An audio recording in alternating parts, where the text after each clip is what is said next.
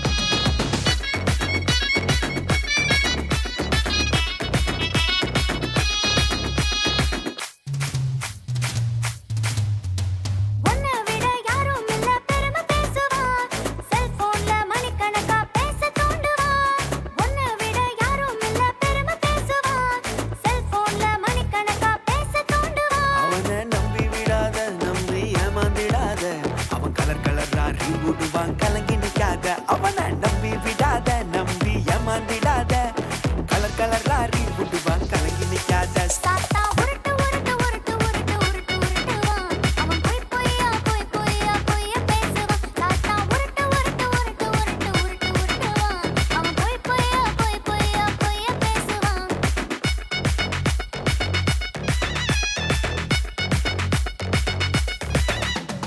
வழி சத்தியம் ஜீவனையும் தந்திடுவாரே, நீ வாழ வழி உனக்கு காட்டிடுவாரே. வழி சத்தியம் ஜீவனையும் தந்திடுவாரே, நீ வாழ வழி உனக்கு காட்டிடுவாரே. தம்பி கவலைப்படாத, தங்காய் கலங்கி நிக்காத, கர்த்தரேசு உனக்காக துணை இருப்பாரு. தம்பி கவலைப்படாத, தங்காய் கலங்கி நிக்காத, கர்த்தரேசு உனக்காக துணை இருப்பாரு. தாத்தா உருட்டு உருட்டு உருட்டு உருட்டு உருட்டு உருட்டுவான். அவன் பொய் பொய்யா பொய் பொய்யா பொய்ய பேசுவான். தாத்தா உருட்டு உருட்டு உருட்டு உருட்டு உருட்டு உருட்டுவான். அவன் பொய் பொய்யா பொய் பொய்யா பொய்ய பேசுவான். கர்த்தருக்கு நன்றி தோத்திரம். அவங்க தஞ்சாவூரில் இருக்கிறாங்க. தஞ்சாவூரில் ஒரு நல்ல சபை ஊழியம் அங்கே இருக்கிறது. இப்போ கடந்த 30ஆம் தேதி தான் அமெரிக்காவிலேருந்து வந்தாங்க. வந்ததுலேருந்து இந்த ஊழியத்தில், பெண்கள் ஊழியத்தில் அவங்க பாஸ்டர் மோகன் அவங்களுடைய ஒய்ஃபோடு 3 பேர் இணைந்து தமிழ்நாட்டில், நம்ம பாண்டிச்சேரியில், அந்தமானில், இந்தியாவில், ஏன் நம்ம வேர்ல்டில், உலக நாடுகளில் போய் இந்த பெண்கள் மத்தியில் ஒரு பெரிய உயிர்மீழ்ச்சியை அவர்கள் கொடுத்து கொண்டிருக்கிறார்கள். ஒரு நல்ல தேவனுடைய பிள்ளை அப்படிதான் சொல்லணும். ஒரு நல்ல தேவனுடைய பிள்ளை. கர்த்தருடைய நாமம் மகிமைப்படுவதாக. இப்போது நம்ம எல்லாரும் கரங்களை தட்டி அவரை வரவேற்போம். அவள் கர்த்தருடைய வார்த்தை. உங்களை வாழ்த்துகிறேன். இந்த காலை வேளையில் உங்கள் மத்தியில் வந்து ஊழியம் செய்யும்படியாய் கர்த்தர் எனக்கு கொடுத்த நல்ல ஸ்லாக்கியத்துக்காய் ஸ்தோத்திரேன். அழைப்பு கொடுத்த பாஸ்டருக்கும் சிஸ்டருக்காகவும் நான் நன்றி செலுத்துகிறேன். இந்த அந்தமான் தீவில் வந்து பார்க்கும்போது எங்கே போனாலும் கர்த்தருக்காக ஒரு சிறு கூட்டத்தை கர்த்தர் வைத்திருக்கிறார். ஹல்லேலூயா. பலத்தினாலும் அல்ல, பராக்கிரமத்தினாலும் அல்ல, என்னுடைய ஆவியினாலே எல்லாமாகும் என்று சொன்ன கர்த்தருடைய வார்த்தையின்படி நான் உங்களை கொண்டு இந்த அந்தமான கர்த்தர் என்ன செய்வார், அசைக்க வேண்டும். அதுதான் தேவனுடைய திட்டம். ஒரு திட்டத்தோடு தான் கர்த்தர் நம்மளை இணைத்திருக்கிறார். ஹல்லேலூயா. இந்த அந்தமான் தீவில் பார்க்கும்போது எங்கே பார்த்தாலும் அந்தகாரங்கள், பலவிதமான தீய பழக்க வழக்கங்கள் நிறைந்திருக்கு. அந்த நாட்களில் கர்த்தர் இந்த அதிகாரத்தினின்றும் இருளிலிருந்தும் கர்த்தர் உங்களை பிரித்து எடுத்து அவருடைய பிள்ளையாய் மாற்றி இந்த நாளில் ஆராதிக்க ஒரு சிறு கூட்டமாய் கொண்டு வந்ததற்காக நான் தேவனை ஸ்தோத்திரிக்கிறேன். ஹல்லேலூயா, ஹல்லேலூயா. நம்மளை கொண்டு கர்த்தர் பெரிய காரியத்தை செய்ய போகிறார். இந்த இடத்துல பெரிய ஜெப சேனையை கர்த்தர் எழுப்ப போகிறார். நிறைய ஜெபிப்பதற்காக வந்து ஜெபிக்க எப்படி அப்போஸ்தலர்கள் எல்லாம் கூடி சேர்ந்து ஜெபித்த பொழுது இடம் அசைந்ததோ அப்படி இந்த அந்தமான் தீவு என்ன அசைக்கப்பட வேண்டும். திரள் கூட்டமான ஜனங்கள் இயேசுவை ஏற்றுக்கொண்டு சபைக்கு நேராய் கடந்து வர வேண்டும். ஹல்லேலூயா. அப்படி எழும்பி நின்று தேவ சமூகத்தில் ஒரு நிமிஷம் நோக்கி பார்ப்போம். நம்ம ஜெபித்து விட்டு வேத வசனத்துக்கு நேராய் கடந்து செல்வோம். எல்லாம் வாயை திறந்து ஸ்தோத்திரம் பண்ணுவோம். அன்புள்ள பிதாவே, இயேசுவே உம்மை ஸ்தோத்திரிக்கிறோம் ஆண்டவரே. உம்முடைய தெய்வ பிரசன்னம் எங்கள் மத்தியில் இறங்கி வரட்டும் ஆண்டவரே. எங்கள் கர்த்தருடைய திவ்ய பிரசன்னத்தை நாங்கள் ஒவ்வொருவரும் உணர்ந்து கொண்டு வார்த்தையை கேட்க உதவி செய்யுங்கப்பா. ஸ்தோத்திரம் ஆண்டவரே, ஸ்தோத்திரம் ஆண்டவரே. நன்றியோடுமே துதிக்கிறோம். காலையில் வரும்போதே பல வேதனையோடு வந்திருக்க மகளே, கர்த்தர் உன்னை பார்த்தா சொல்றாரு, நீ கவலைப்படாத, உன் வேதனை நீக்கும்படியே உனக்குள்ளே நான் வாசம் பண்ணுகிறேன், உன் கண்ணீரை நான் காண்கிறேன் என்று கர்த்தர் சொல்கிறார். இந்த காரியம் எப்படி முடியுமோ என்று நீ வேதனையோடு திகைத்து வந்திருக்கிற, நீ கவலைப்படாத, உனக்காக எல்லாவற்றையும் செய்து முடிக்கிற தேவனாய் நான் உன்னோடு கூட இருக்கிறேன். நீ வேண்டிக் கொள்வதற்கும் மேலாக, நீ நினைப்பதற்கும் மேலாக உனக்காக நான் கிரியை செய்கிற தேவனாய் இருக்கிறேன். அல்லேலூயா, அல்லேலூயா. ஸ்தோத்திரம். எல்லா வாசலும் அடைபட்டுடுச்சு, நான் என்ன செய்வேன் என்று எனக்கு உதவி செய்ய யாரும் இல்லையே என்று நீ தத்தளிக்கிற யெகோவா ஈராய், எல்லாவற்றையும் பார்த்து கொள்பவராய் நான் உன்னோடு இருக்கிறேன். உன்னோடு தான் பேசிட்டு இருக்கேன். நீ கவலைப்படாத, உன் கையை பிடிச்சிட்டேன், ஒரு நாள் உன் கையை நான் விடமாட்டேன் என்று கர்த்தர் சொல்கிறார். கடைசி வரையந்தம் நடத்தி செல்ல வல்லவராய் இருப்பேன் என்று சொல்வதற்காய் ஸ்தோத்திரம் ஆண்டவரே. தொடர்ந்து உடைய பிள்ளைகள் மத்தியிலே நீ பேசும். வேத வசனத்தை அறிந்து கொள்ளும்படியாய், புரிந்து கொள்ளும்படியாய், மனதை திறக்கும்படியாய் ஜெபிக்கிறேன். இயேசுவின் இனிய நாமத்தில் வேண்டிக் கொள்கிறோம் நல்ல பிதாவே, ஆமேன். உட்காருவோம். சங்கீத 37ஆம் சங்கீதம் 4ஆம் வசனத்தை யாராவது வாசிங்க பார்க்கலாம், எல்லாம் சேர்ந்தே வாசிக்கலாம். சங்கீதம் 37:4. கர்த்தரிடத்தில் மனமகிழ்ச்சி ஆயிரு. எல்லாம் எடுத்துட்டீங்களா? இந்த பக்கம் சகோதரி பக்கத்தில் சத்தமே கேட்கலையே. எல்லாம் வேதத்தை திருப்புங்க. சங்கீதம் 37 எடுங்க, 4ஆம் வசனத்தை எல்லாம் சேர்ந்து வாசிங்க.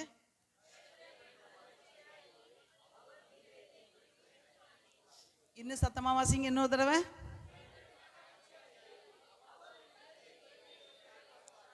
இப்ப பார்க்காம சொல்லுங்க பார்க்கலாம். இன்னொரு தடவை சொல்லுங்க பார்க்காம. அப்படி ஒரு 3 தடவை நீங்கள் படிச்சிட்டிங்கன்னா 4 தடவை பார்க்காமலே சொல்லிடலாம். பைபிளை நீங்கள் அப்படி தான் படிக்கணும். ஏன்னா அந்த வேத வசனத்தை கர்த்தர் நமக்காக கொடுக்கப்பட்ட ஒரே ஒரு புஸ்தகம் இதுதான். நம்ம வாழ்நாள் முழுவதும் படிக்க வேண்டிய ஒரே புஸ்தகம் இந்த ஒரு புஸ்தகம்தான். பிள்ளைங்கள்லாம் ஸ்கூலில் படிக்கும்போது ஒவ்வொரு வருஷமும் புக்கு மாறும். ஒரு first standard, second standard, 10th, 11th நிறைய புக்ஸு. ஆனால் நமக்கு ஒரே ஒரு புஸ்தகம்தான். நம்ம இந்த ஒரே புஸ்தகத்தை என்ன செய்யணும்? நல்ல தெளிவாக படிக்கணும். இதில் என்ன இருக்குன்னு நமக்கு தெரிஞ்சிருக்கணும். ஒரு நாள் ஆண்டவர் சமூகத்தில் போய் நிற்கும்போது எனக்கு இதெல்லாம் புரியலன்னு சொல்லக்கூடாது. கர்த்தர் தருணங்களை கொடுத்துருக்கிறார். உனக்கு நான் 10 புக்கு கொடுக்கல, ஒரே ஒரு புக்கை தான் கொடுத்துருக்கேன். எவ்வளவோ நேரத்தை நீ செலவழிக்கிற. ஒரு நாளில் எத்தனை மணி நேரம் சொல்லுங்க பாங்க. அதில் எவ்வளோ நேரம் நம்ம தூங்குகிறோம் சொல்லுங்களேன். எவ்வளோ நேரம் தூங்குகிறோம்? எவ்வளோ நேரம் வேலை செய்கிறோம்? அப்போ 8 எவ்வளவு? மிச்சம் எவ்வளோ மணி நேரம் இருக்குது? அந்த 8 மணி நேரத்தை நம்ம எப்படி செலவழிக்கிறோம்? ஆண்டவர் சொல்கிறாரு, நீ நல்ல வேலை செய், நல்ல சாப்பிடு, நல்ல தூங்கு, ஆனால் எனக்கு கொடுக்க வேண்டிய நேரத்தை நீ கொடுத்துரு. 8 மணி நேரத்தை கர்த்தர் கொடுக்குறாரு. நம்ம எப்படி செலவழிக்கிறோம் கொஞ்சம் சிந்திச்சு பாருங்களேன். ஒவ்வொரு நாளும் அந்த 8 மணி நேரம் கர்த்தர் எப்படி நம்ம அவரோடு நேரத்தை செலவழிக்க ஒரு முயற்சி எடுக்கிறோம். தயவு செஞ்சு இந்த நாட்களில் கர்த்தருடைய வருகை ரொம்ப சமீபமாக இருக்குது. ஆயத்தமாக இருப்போம். நம்முடைய இருதயம் இந்த உலகத்துக்கு நேராக போகக்கூடாது. கர்த்தருடைய வார்த்தைக்கு நேராக திரும்பட்டும். இன்றைக்கி ஆண்டவர் சொல்கிறாரு, நீ பல கவலையோடு வந்திருக்கலாம், ஆனால் உன் கவலைக்கு மருந்து என்ன தெரியுமா? 37ஆம் சங்கீதம் 4ஆம் வசனத்தை பார்க்காம சொல்லுங்க பார்க்கலாம். கையை வைத்து எல்லாரும் சொல்லுங்க சத்தமா. கர்த்தரிடத்தில் உனக்கு கவலையாக இருந்துச்சுன்னா உன் பேங்க் அக்கௌண்ட்டில் எவ்வளோ காசு போட்டிருக்கு அதை நினச்சி பாரு. சந்தோஷம் வரும்னு சொன்னாரா? உனக்கு எவ்வளவு நிலம் இருக்குது, மகிழ்ச்சி வரும்னு சொன்னாரா? இல்லை நீ உனக்கு மகிழ்ச்சியாக இருக்கணுமா, உன் வேண்டுதல்கள் அருள் செய்யணும்னா நீ என்கிட்ட மகிழ்ச்சியாக இரு அப்படிங்கிறாரு. எப்படி சொல்கிறாரு? கர்த்தரிடத்தில். அப்போ இந்த உலகத்துலேயும் ஒரு மகிழ்ச்சி இருக்குது, கர்த்தரிடத்திலும் ஒரு மகிழ்ச்சி இருக்குது. ஹல்லேலூயா. அப்படின்னா என்ன மகிழ்ச்சி அது? அதுதான் நம்ம தெரிஞ்சுக்கணும். சர்ச்சுக்கு போனால் கொஞ்சம் சந்தோஷமாக தான் இருக்குது, ஆனாலும் காலையில் எந்திரிச்சு போனோமான்னு கஷ்டமாக இருக்குது. பைபிளை வாசித்தா எடுத்த உடனே என்ன செஞ்சிருது சொல்லுங்களேன்? தூக்கம் வந்துடுது. பைபிளை படிக்கணும்னு நினச்சா கண்ணு தான் படிக்கிறது உள்ளே உள்ளத்துக்குள்ளே போகவே மாட்டாங்க. பைபிள் படிக்கணுமா அப்படின்னா சில சமயம் பிடிக்கவே இல்லை. ஜெபிக்க சவாலாக இருக்குது. ஒரு நேரம் உபவாசம் பண்ணி ஜெபிக்கணும்னா அன்னைக்கு தான் சாப்பாடை பற்றி அவ்வளோ ஆசை வருது. எதுவுமே ஒரு மகிழ்ச்சியாக இருக்கு இல்லையே. அப்படி என்ன செய்யலாம் அப்படின்னா ஆண்டவர் சொல்கிறாரு, எல்லாமே நம்மக்கிட்ட தான் இருக்குது. இப்போ பாருங்க, இப்போ நம்மக்கிட்ட ஒருத்தங்க 1 கோடி பணத்தை உங்கள் கையில் கொடுக்குறாங்க. கொடுத்துட்டு பேசாமல் போயிடுறாரு. உங்களுக்கு அந்த 1 கோடி பணத்தை கையில் வாங்கினா எப்படி இருக்கும்? சொல்லுங்களேன். ஏன் சந்தோஷமாக இருக்குது? சொல்லுங்க, ஏன் சந்தோஷமாக இருக்குது? அது மதிப்பு எவ்வளவுன்னு தெரியுது. எவ்வளவு? 1 கோடி. இது நம்ம என்ன செய்யல? உழைக்கலை, நம்ம சம்பாதிக்கலை, எந்த பிரயாசப்படலை. ஆனால் ஒருத்தர் இந்தா உன் செலவுக்கு நீ வச்சுக்கணும் 1 கோடி கொடுக்கும்போது அந்த 1 கோடியை பார்க்கும்போது உள்ள சந்தோஷம்னா எவ்வளவு பெரிய எப்போ அமௌண்ட்டு. இதை அப்படி செய்யலாம், இதை வச்சு இப்படி செய்யலாம், இதை இந்த மாதிரி செய்யலாம், இந்த கடனை அடைச்சிடலாம், இந்த பொருளை வாங்கலாம் அப்படின்னு நினைக்கும் போதே ஒரு சந்தோஷம் வருதுல்ல. ஏன் அப்படின்னா அந்த பணத்தினுடைய மேன்மை நமக்கு புரியுது. இப்போ என்ன புரிஞ்சுக்கணும்? நமக்குள்ள ஒருவர் இருக்கிறார். ஹல்லேலூயா. இயேசு எப்படிப்பட்டவர்? நான் நல்லவர், வல்லவர், அவர் பெரிய தேவன் நமக்குள்ள இருக்கிறாருன்னா அவர் எப்படிப்பட்டவர் என்று தெரிந்து கொண்டாதான் மகிழ்ச்சி வரும். அவர் எப்படிப்பட்டவர் புரியலைன்னா சாதாரணமாக இருக்கும். ஆனால் எனக்குள்ள ஒருத்தர் இருக்கிறார் அப்படின்னா அவர் எப்படிப்பட்டவர்னா என்னோடு பேசுபவர். ஹல்லேலூயா. எனக்கு உதவி செய்ய வல்லவர். நான் கஷ்டப்படுற நேரத்தில் எனக்கு அவர் தான் துணையாக இருப்பார். என் தேவைகளை எல்லாம் அவர் ஒருவரே சந்திப்பார். எனக்காக எல்லாவற்றையும் செய்து முடித்தவர். என்ன இந்த உலகத்தில் இருந்து மீட்டுக் கொள்வதற்காக இரத்தத்தை சிந்தி மீட்ட ஜீவாதிபதி எனக்குள்ளே இருக்கிறார். அவர் என்ன சொல்றாருன்னா, நான் உன்னை விட்டு விலகுவதும் இல்லை, உன்னை கைவிடுவதில்லை. அப்படின்னா எவ்வளோ காரியங்களை சொன்னால் ஒரு பெரிய சந்தோஷம் வருது. யோசிச்சு பாருங்க. ஆனால் நான் கர்த்தரிடத்தில் சத்தமா இருங்க. எப்படி இருக்கணுமா? மன மகிழ்ச்சியாயிரு, அவர் உன் இருதயத்தின் வேண்டுதல்களை உனக்கு அருள். பல தேவைகளோடு நீங்கள் வந்திருக்கலாம், ஆனால் கவலையோடு வந்திருக்கிறீங்க. அதனால தான் நிறைய காரியங்களை பெற்றுக்கொள்ள முடியலை. ஆனால் சந்தோஷமாக இருந்து பாருங்க. ஒரு பைபிளில் ஒரு எல்லாருக்கும் தெரிஞ்ச ஒரு சம்பவம் தான். சகேயுவை எத்தனை பேருக்கு தெரியும்? சகேயுவை பற்றி எத்தனை பேர் கேள்விப்பட்டிருக்கீங்க? சரி, அவன் எப்படிப்பட்டவனா இருந்தான்? குள்ளன் தான். அவனுக்கு இயேசுவை பார்க்கணும்னு ஆசை. அவன் யாரு? ஆயக்காரனா? யாரு? வரி வசூலிக்கிறவன். அவனுக்கு இயேசுவை பார்க்கணும் ஒரு ஆசை. ஆனால் குள்ளமாக இருந்தபடினால அவன் விசாரிக்கிறான், இயேசு எங்கெல்லாம் வராருன்னு கேள்விப்பட்டு இந்த வழியாக வராருன்னு சொன்னோன்னே அவர் எப்படி பார்க்கலாம்னு நினச்சா ஒரு மரத்தில் ஏறி உட்காந்துட்டான். இயேசு அங்கே வராரு. அவன் என்ன நினைச்சானா, நல்ல கவனிங்க, அவன் என்ன நினைச்சானா, இவர் எப்படிப்பட்டவர், இவரை பற்றி எல்லாரும் சொல்றாங்க, அற்புதங்கள் செய்யறாங்கன்னு சொல்றாங்க, அதிசயங்கள் நடக்குது, இவர் எப்படி தான் இருப்பார்னு பார்க்க தான் அவன் விரும்பினான். ஆனால் அந்த மரத்துக்களை வந்தவொடனே ஆண்டவர் மேலே அண்ணாந்து பார்த்து என்ன சொன்னாரு? பேரை சொல்லி கூப்பிட்டார். சகைவே, சீக்கிரமா இறங்கி வா. அவன் எப்படி இறங்கினான் அப்படின்னு பைபிளில் போட்டிருக்கு. கரெக்டாக யாராவது சொல்ல முடியுமா? லூக்கா எழுதின சுவிசேஷம் 19ஆம் அதிகாரம் நினைக்கிறேன், எடுத்து வாசிங்க.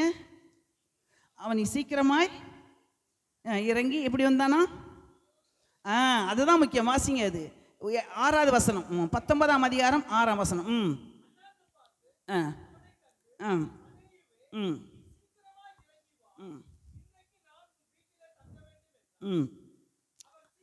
அவன் சீக்கிரமா இறங்கி எப்படி வந்தானா? இந்த சந்தோஷம் எப்படி வந்துச்சு? அவன் எவ்வளவோ வரி வசூலிச்சான், நிறைய காசு அவங்ககிட்ட இருந்துச்சு, அப்பெல்லாம் சந்தோஷம் வரல. ஆனால் இயேசு அவன் பேரை சொல்லி கூப்பிட்டோன்னா அவனுக்கு ஒரு சந்தோஷம் வந்துடுச்சு. ஏன்னா எவ்வளோ பெரியவர், என்ன தெரிஞ்சுக்கிட்டாரே, என் பேரை சொல்லி அழைக்கிறாரேன்னு சொல்லிட்டு என்ன சொல்கிறேன்னா, இன்னைக்கு உன் வீட்டில் தங்கணும். அவனுக்கு சந்தோஷம் தாங்க முடியல. இயேசுவோடு நடந்து போகிறான். கொஞ்சம் யோசிச்சு பாருங்களேன். இயேசு அவனும் நடந்து போகிறாங்க. அவன் வீடு எங்கே இருக்குன்னு சொல்லப்படலை. ஆனால் என்ன நடந்துச்சுன்னா, அந்த வீட்டு வாசலில் காலை வைக்கிறான், அவ்வளவுதான். வீட்டு வாசலில் காலை வச்ச உடனேயே 8வது வசனத்தை எல்லாரும் சத்தமாக வாசிங்க. சகையு நின்று கர்த்தரை நோக்கி, ஆண்டவரே, என் ஆசைகளில் பாதியை ஏழைகளுக்கு கொடுக்கிறேன். நான் ஒருவனிடத்தில் எதையாகிலும் அநியாயமாய் வாங்கினது உண்டானால் நாலத்தனையாய். என்ன, இயேசு வந்துட்டார். நல்ல கவனிங்க, சந்தோஷம் அப்படிதான் வரும். இயேசு வந்த உடனே தன்னை யாருன்னு உணர்ந்துட்டான். ஐயோ, நான் பாவி, இவர் பரிசுத்தர், ஏதோ ஒன்று இவர்கிட்ட வித்தியாசமா இருக்குது.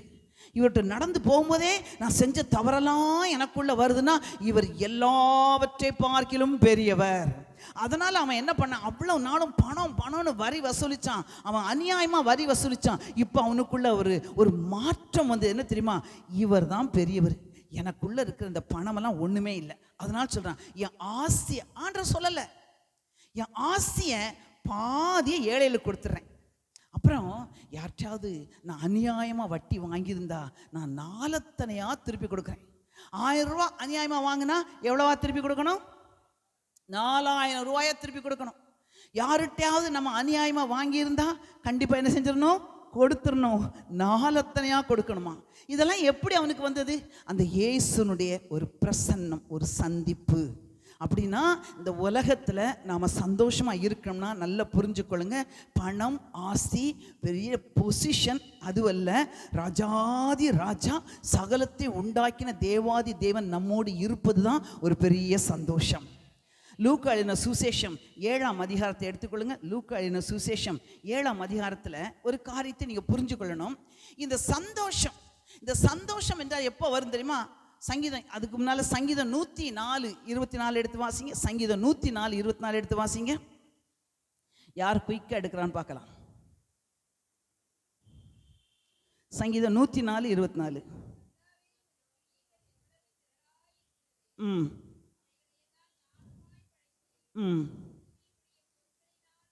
சங்கீதம் 104. 24 நான் அவரை 34 ஆசிங்க. நான் அவரை தியானிக்கும் தியானம், சத்தமா சொல்லுங்க, எல்லாம் சத்தமா வாசிங்க. நான் அவரை தியானிக்கும் தியானம் இனிதாயிருக்கும். அப்படின்னா எப்போ நமக்கு சந்தோஷம் வரும்னா அவரை தியானிக்கணும். இன்னைக்கு நீங்கள் எல்லாம் சபைக்கு வந்திருப்பீங்க. எப்படி வந்திருப்பீங்க? இன்னைக்கு போகணும், ஒரு ஆராதனை நடக்கும், ஒரு 4 பாட்டு பாடுவாங்க, ஒரு மெசேஜ் இருக்கும், காணிக்க போடுவோம், ஜெபிச்சிடுவோம், வந்துடுவோம். ஆனால் அப்படி இல்லை. சந்தோஷம் நமக்கு வரணும்னா உங்களை அழுத்தி கொண்டிருக்க கவலையிலிருந்து நீங்கள் விடுதலை பெற வேண்டும் என்றால் அவரை தியானிக்கணும். எப்படி தியானிக்க அப்படின்னா, நீங்கள் ஒவ்வொரு நாளும் பைபிளை வாசிக்கும்போது அந்த பைபிள் உள்ள வசனம் நம்மளோட என்ன செய்யும்? கிரியை செய்யும். அதை தியானிக்கணும். என் தேவன் எப்படிப்பட்டவர்? அவர் என்னை நேசிக்கிறார், அவர் என்னோடு இருக்கிறார், மரண பரியந்தமும் என்னை விட்டு விலகவே மாட்டேன்னு சொல்லியிருக்காரு. என் தேவன் உண்மை உள்ளவர், என் தேவன் அன்புள்ளவர், என் தேவன் எனக்காக எல்லாவற்றையும் செய்வார், என் தேவன் எனக்காக பரிந்து பேசுவார். அவரை சொல்லி சொல்லி சொல்லி துதிக்க துதிக்க தான் நமக்குள்ள சந்தோஷம் உண்டாகும். அதனால தான் லூக்கா எழுதின சுவிசேஷம் 7ஆம் அதிகாரத்தை எல்லாம் எடுத்துக்கொள்ளுங்க. இங்கே ஒரு சந்தோஷம் எப்படி வருதுன்னா பாருங்க, லூக்கா எழுதின சுவிசேஷம் ஒரு நாளைக்கு நான் படிச்சுக்கிட்டு இருக்கேன், உங்களுக்கு என் அனுபவத்தை நான் சொல்கிறேன், அப்போ தான் புரியும். லூக்கா எழுதின சுவிசேஷம் 7ஆம் அதிகாரத்தை எல்லாம் எடுத்து வைத்துக் கொள்ளுங்கள். லூக்கா 7ல் நான் படிச்சுக்கிட்டே வரேன். அப்போ அந்த 12ஆம் வசனத்தை வாசிங்க. 12ஆம் வசனம் இல்லை 11ஆம் வசனத்தை வாசிங்க. மறுநாளிலே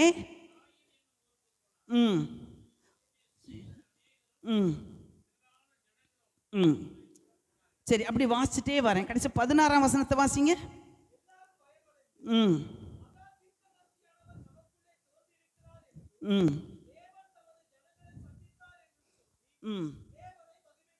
இது எத்தனையோ தினம் நான் வாசித்த வசனம் தான். ஆனால் அன்னைக்கு நான் வாசிக்கிறேன், அப்படியே வாசிட்டு இருக்கும்போது கடைசியாக பார்க்குறேன், தேவன் தமது ஜனங்களை சந்தித்தார் என்று சொல்லி தேவனை மகிமைப்படுத்துகிறார் என்று வாசிச்சுட்டு இருக்கும்போது அந்த சந்திப்பு என்கிற வார்த்தை அப்படி எழும்பி நிற்குது. நான் அப்படியே ஒரு நிமிஷம் யோசித்தேன், சந்தித்தார். அப்போ தேவன் சந்தித்தா நம்முடைய வாழ்க்கை எப்படி மாறும்? தேவன் நம்ம சந்திக்காவிட்டால் வாழ்க்கை எப்படி இருந்திருக்கும்? ஒரு நிமிஷம் அப்படியே யோசித்து பார்த்தேன். தேவன் சந்தித்தாதான் நமக்கு சந்தோஷம். என் 18வது நான் மெடிக்கல் காலேஜில் செகண்ட் இயர் படிச்சுட்டு இருந்தேன். நான் லுத்தரன் சபையில் பிறந்து வளர்க்கப்பட்டேன். எனக்கு என்ன ஆசைனா, நல்லா படிக்கணும், டாக்டர் ஆகணும், நிறைய சம்பாதிக்கணும், இந்த உலகத்தில் நல்ல பணம் சம்பாதிச்சு ரொம்ப ஆடம்பரமாக இருக்கணும். அதுதான் என் உள்ளத்தில் வாஞ்சேன். ஜெபிக்க எனக்கு தெரியாது, ஆனால் கண்ணை மூடி ஒரு காரியத்துக்காக ஜெபம் பண்ணுவேன், ஆண்டவரே நான் டாக்டர் ஆகணும். அப்படி தான் வாழ்ந்தேன். அந்த நாட்களில் சினிமா பைத்தியமாக இருந்தேன். யாரை பார்த்தாலும் முதலாவது கேட்குற கேள்வி, இந்த சினிமா பார்த்தியான்னு கேட்பேன். இல்லைன்னா அவங்கள பார்க்க சொல்லி இப்படி இப்படி நடந்தது.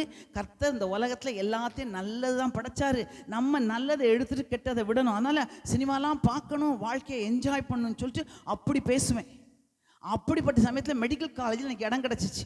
அங்கே போய் எனக்கு நினச்சேன், நான் வாழ்க்கையில் நான் நினச்சதெல்லாம் நடந்துருச்சு அப்படின்னு பெரிய சந்தோஷம், பெருமை.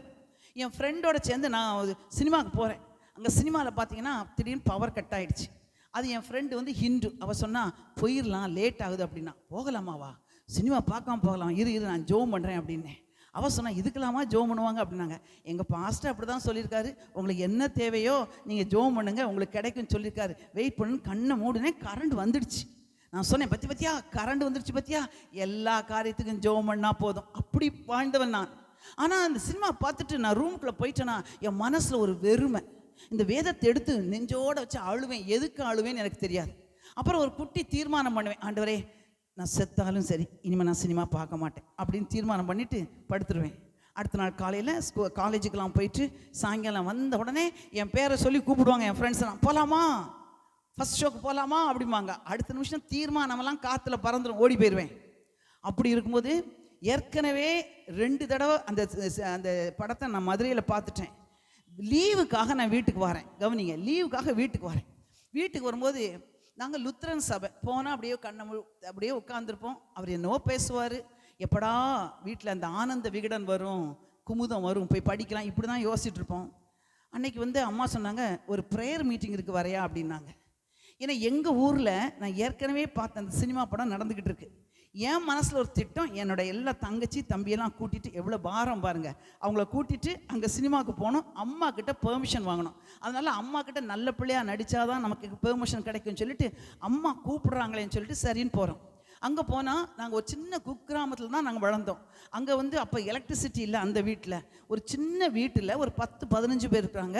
ஒருத்தர் வந்து இப்படி மைக்கை எடுத்துட்டு எல்லாரும் வாயை திறந்து ஸ்தோத்திரம் பண்ணுங்கிறாங்க. எல்லாம் ஒரு 10 பேர் ஸ்தோத்திரம் பண்ணுறாங்க, யம்யான்னு பேசுகிறாங்க. அதெல்லாம் அந்நிய பாஷனே எனக்கு தெரியாது. நான் கண்ணை முழிச்சு பார்க்குறேன். பின்னால் பெரிய டாக்டராக போகிறோம். இதுங்கெல்லாம் படிப்பில்லாத கூட்டங்கள், இங்கே உட்காந்துக்கிட்டு இருக்கமே, எந்திரிச்சு போயிடும் அப்படின்னு எந்திரிச்சிட்டேன். எந்திரிச்சோடனே என் பக்கத்தில் அந்த ஊழியக்காரி சகோதரி உட்காந்துருக்காங்க. அவங்க முகத்தை நான் பார்க்குறேன். அவங்க கருப்பாக இருந்தாங்க, அம்மத்தழும்பு போட்டு அப்படியே பள்ளம்பள்ளமாக இருந்துச்சு. ஆனால் அவங்க கண்ணை மூடி ஜெபிக்கிறாங்க, கண்கள்லேருந்து கண்ணீர் இருக்குது. அவங்க முகத்தில் ஒரு பிரகாசம், அது என் இருதயத்தை அசைச்சிச்சு. அப்படியே உட்கார்ந்தேன். சொன்னேன் ஆண்டவர்கிட்ட, இவங்களுக்கு இருக்கிற அந்த சந்தோஷத்தை எனக்கு தாங்க ஆண்டவரேன்ட்டு. அப்போ தான் எனக்கு முதலாக என் உள்ளத்துக்குள்ளே ஒரு சத்தம் கேட்குது, என் மகளே எனக்காக சில காரியங்களை நீ விடுவாயா அப்படின்னா. என்ன காரியம் ஆண்டவரே அப்படின்னு முழங்கால் நின்று கேட்குறேன். எதை நான் விரும்பினேனோ, எது இல்லாட்டா உலகமே இல்லைன்னு நினச்சேனோ, இந்த சினிமாவை தான் முதல்ல கற்று காமிச்சார். என்னால் அது முடியாதுன்னு உட்காந்துட்டேன். ஆண்டவரே அப்படிலாம் சொல்லாதீங்க, நான் சினிமாவும் பார்த்துக்கிறேன்ப்பா, நான் சர்ச்சுக்கும் போகிறேன், பைபிளை வாசிக்கிறேன், ப்ளீஸ் அதை மட்டும் சொல்லாதீங்க. 3 முறை கர்த்தர் பேசினார்.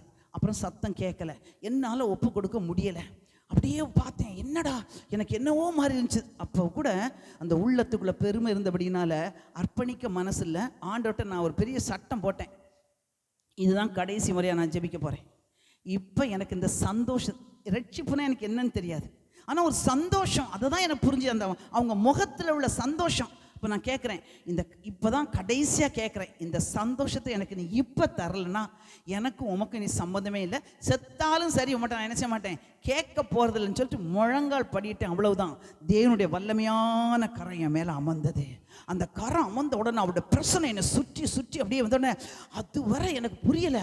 அப்போ தான் அந்த சந்தோஷம் என் இருதயத்தை நிரப்ப நிரப்ப என் ஹார்ட்டே வெளியில் வரும்படி ஆகிப்போச்சு. வாயை திறந்து ஒப்பு கொடுத்தேன். ஆண்டவரே, இந்த உலகம் எனக்கு வேண்டாம், அந்த படிப்பு வேண்டாம், அந்த பெரிய புகழ்ச்சி வேண்டாம், பணம் வேண்டாம், எனக்கு நீரே வேணும் ஆண்டவரே, அந்த சந்தோஷம் மட்டும்தான் எனக்கு வேணும் என்று எத்தனை வருஷத்துக்கு 1970ஆம் வருஷம் ஒப்பு கொடுத்தேன். இன்னைக்கு வரை கர்த்தர் நடத்தி கொண்டிருக்கிறார். ஹல்லேலூயா. அப்புறம் தான் வேதத்தை வாசிக்க ஆரம்பித்தேன். ஒன்றுமே புரியாது. ஆதி ஆமத்துலேருந்து புரிஞ்சுதோ புரியலையோ படிக்க ஆரம்பித்தேன். புரிஞ்ச காரியம் என்னோடு பேச ஆரம்பிச்சது, என் குறைகளை உணர்த்த ஆரம்பிச்சது. அழுது ஒப்பு கொடுத்தேன். இந்தந்த காரியத்தில் எனக்குள்ள பெருமை இருக்குது, இந்தந்த காரியத்தில் எனக்கு இச்சை இருக்குது, இந்தந்த காரியத்தை நான் ரொம்ப விரும்புகிறேன், என்னை அதெல்லாவற்றையும் மாற்றி எனக்கு நீங்கள் தான் வேணும் ஆண்டவரே, என் வாழ்க்கையில் முடிவு பரியந்தமும் எனக்கு நீங்கள் தான் வேணும் அப்படின்னு ஒப்பு கொடுக்க உதவி செஞ்சார்.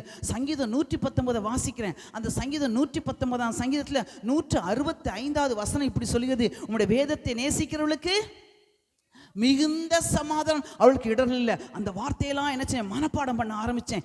எல்லா சூழ்நிலையிலும் அந்த வசனத்தை சொல்லுவேன், உங்களுடைய வேதத்தை நேசிக்கிறவளுக்கு மிகுந்த சமாதானம் உண்டு. கிட்டத்தட்ட 55 வருஷங்கள் ஆகிப்போச்சுது. இன்னைக்கு வர கர்த்தர் நல்லவராக இருக்கிறார். நூற்றாண்டை கடக்க உதவி செஞ்சார். இன்னைக்கும் வேதம் மகிழ்ச்சியாக, எத்தனை சூழ்நிலைகள் பெருவெள்ளங்கள் மோதினது உண்மைதான், ஆனால் கர்த்தர் மகிழ்ச்சியாய் நடத்தினாரே. ஹல்லேலூயா. எனக்கு திருமணமானது, திருமணமாகி ஃபர்ஸ்ட் டெலிவரி நார்மல் டெலிவரி தான். ஆனால் அதுக்கப்புறம் ப்ளீடிங் கண்ட்ரோல் பண்ண முடியலை. 11 பாட்டில் பிளட்டு கொடுத்தாங்க. எனக்கு பல்ஸ் இல்லை, பிபி இல்லை. அப்படியே எனக்கு வந்து என்னுடைய ஆத்மா அப்படி ஒரு இருளுக்குள்ளே போகிற மாதிரி இருக்குது. அப்படியே ஒரு மரண பயம் என்னை சூழ்ந்தது. அப்போ ஒரு வார்த்தை என் காதில் தோணிச்சது, நான் மரண இருளின் பள்ளத்தாக்கில் நடந்தாலும் பொல்லாப்புக்கு பயப்படேன், தேவரி என்னோடு கூட இருக்கிறேன். அந்த சத்தம் விழுந்த உடனே தெளிஞ்சிடுச்சு. எங்கள் அம்மா என் ஹஸ்பண்ட்லாம் அழுறாங்க. என்னை தியேட்டரில் கொண்டு போய் ஆப்ரேஷன் பண்ணணும்னு போகிறாங்க.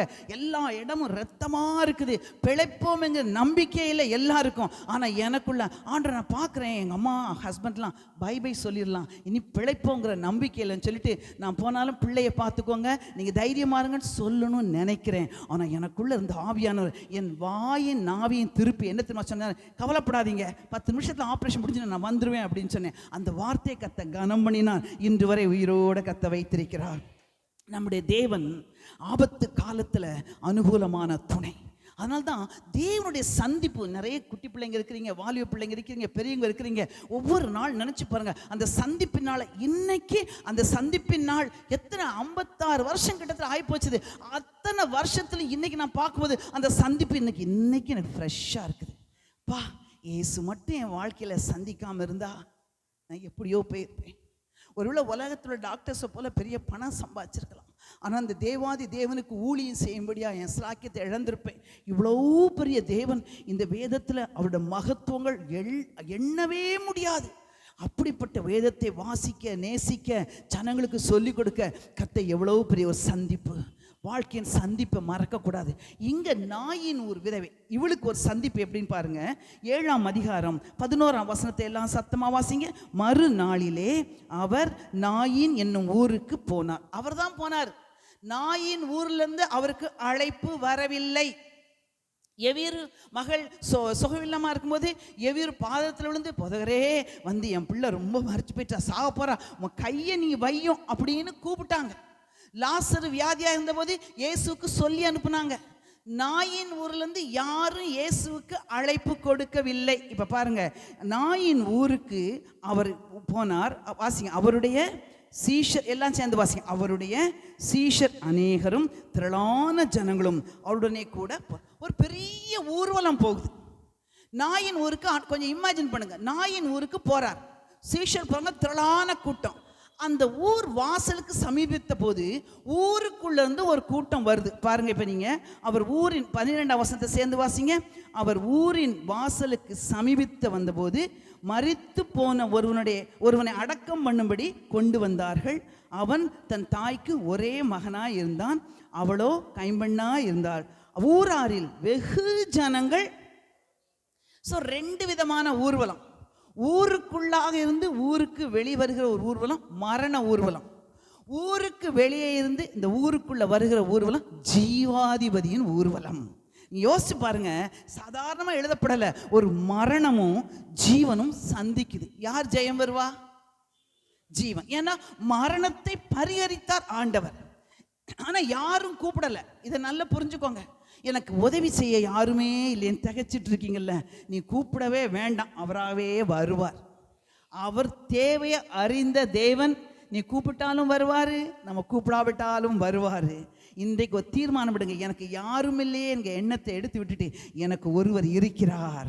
அவர் ராஜாதி ராஜா, அகிலத்தையும் படைத்தவர், என்னை மீட்டெடுத்தவர் என்னோட இருக்கிறார். எனக்கு உதவி செய்ய சதா காலங்களிலும் உயிரோடு இருக்கிறார். என்னை மரண பரியந்தமும் நடத்துவார். ஹல்லேலூயா. கரங்களை வைத்து ஹல்லேலூயா சொல்லுங்க பார்க்கலாம். நம்முடைய ராஜாதி ராஜனை அப்படியே மகிமைப்படுத்திக்கிட்டே இருக்கணும். அப்படின்னா இவர் வாராரு, இங்க அடக்கம் பண்ண வாராங்க. வந்த உடனே அவர் என்ன செய்யறார் பாருங்க. அடுத்த வசனத்தை வாசிங்க, 13ஆம் வசனத்தை. கர்த்தர் அவளை பார்த்து அவள் மேல் மனதுருகி அழாதே. முதல்ல என்ன சொல்றாருன்னா, அவளை பார்க்கிறார். அவ என்ன நிலைமையில் இருக்கா? கைம்பெண், ஒரே மகன் செத்து போயிட்டான். அந்த ஆண்டரை பார்க்கிறார். திரள்கூட்டமான ஜனங்கள் இருக்கலாம், யாரை அவர் பார்க்கணும்னு நினைச்சார பார்ப்பார். இந்த அந்தமான்ல 1000 கணக்கான ஜனங்கள் இருக்கலாம், ஆனால் கர்த்தருடைய கண்கள் உங்க மேல தான் இருக்குது, நம்ம மேல தான் இருக்குது. நம்ம அழுகையை பார்க்குறாரு, நம்முடைய அப்படியே பிரச்சனையை பார்க்குறாரு, நம்பிக்கையற்ற தன்மையை பார்க்குறாரு. முதலாவது சொல்றாரு அழாதேன்னு சொல்றாரு. ஆனால் ஆண்டவர் நினைச்சாருன்னா அந்த வாலிபனை எழுப்பி விட்டுட்டு போயிருந்துருக்கலாம். ஆனால் கர்த்தர் நம்மை விசாரிக்கிறவர். எத்தனை பேர் அது உண்மைன்னு சொல்றீங்க? கர்த்தர் நம்மேல் மனது உருகிறவர், நம்ம கண்ணீரை பார்க்கிறவர். ஆதரவற்ற சூழ்நிலையில அவர் ஆதரவான வார்த்தை இந்த வேத புஸ்தகத்தின் மேலாமே நமக்கு வருகிறது. அழாதே என்று சொல்லி என்ன செய்யறாராம்? கிட்ட வந்து அந்த அந்த வாலிபனை தொடவில்லை. எதை தொட்டார்? சத்தமா சொல்லுங்க, எதை தொட்டார்? அந்த பாடையில யார் இருக்கா? மரித்தவன் இருக்கிறான். ஆனா அவனை தானே தொடணும். ஏன் பாடையை தொட்டார்? இவர் பாடையை தொட்ட உடனே சுமந்து வந்தவர்கள் நின்றார்கள். என்ன சொல்லியிருக்கணும்? யாரியா நீர்? நாங்கள் வந்து அடக்கம் பண்ண போகிறோம், வந்து பாடையை தொடுறீரே, விலங்கு விலங்க, சீக்கிரமாக கல்லறையில் கொண்டு போய் என்ன செய்யணும்? பெட்டியை உள்ளே வைக்கணும். ஆண்டவர் பார்த்தாரு, பிசாசே, என் ஜனங்களுக்கு விரோதமா நீ எத்தனை சவப்பட்டி செஞ்சாலும் நான் தொட்டுட்டேன்னா கல்லறைக்கு போகவே போகாது, அது பாதி வழியிலே போயிடும். ஹல்லேலூயா. நம்முடைய தேவன் மரணத்தை ஜெயித்தவர். இதெல்லாம் நீங்கள் சொல்லி சொல்லி பாருங்களேன். அவரை தியானிக்கும் தியானம் எனக்கு இனிதாக இருக்கும். பாடையை தொட்டார், தொட்டுட்டு பேசுறார். வாலிபனை எழுந்திருந்து உனக்கு சொல்லுகிறேன். அவன் எழுந்தான், உட்கார்ந்தான், பேசினான்.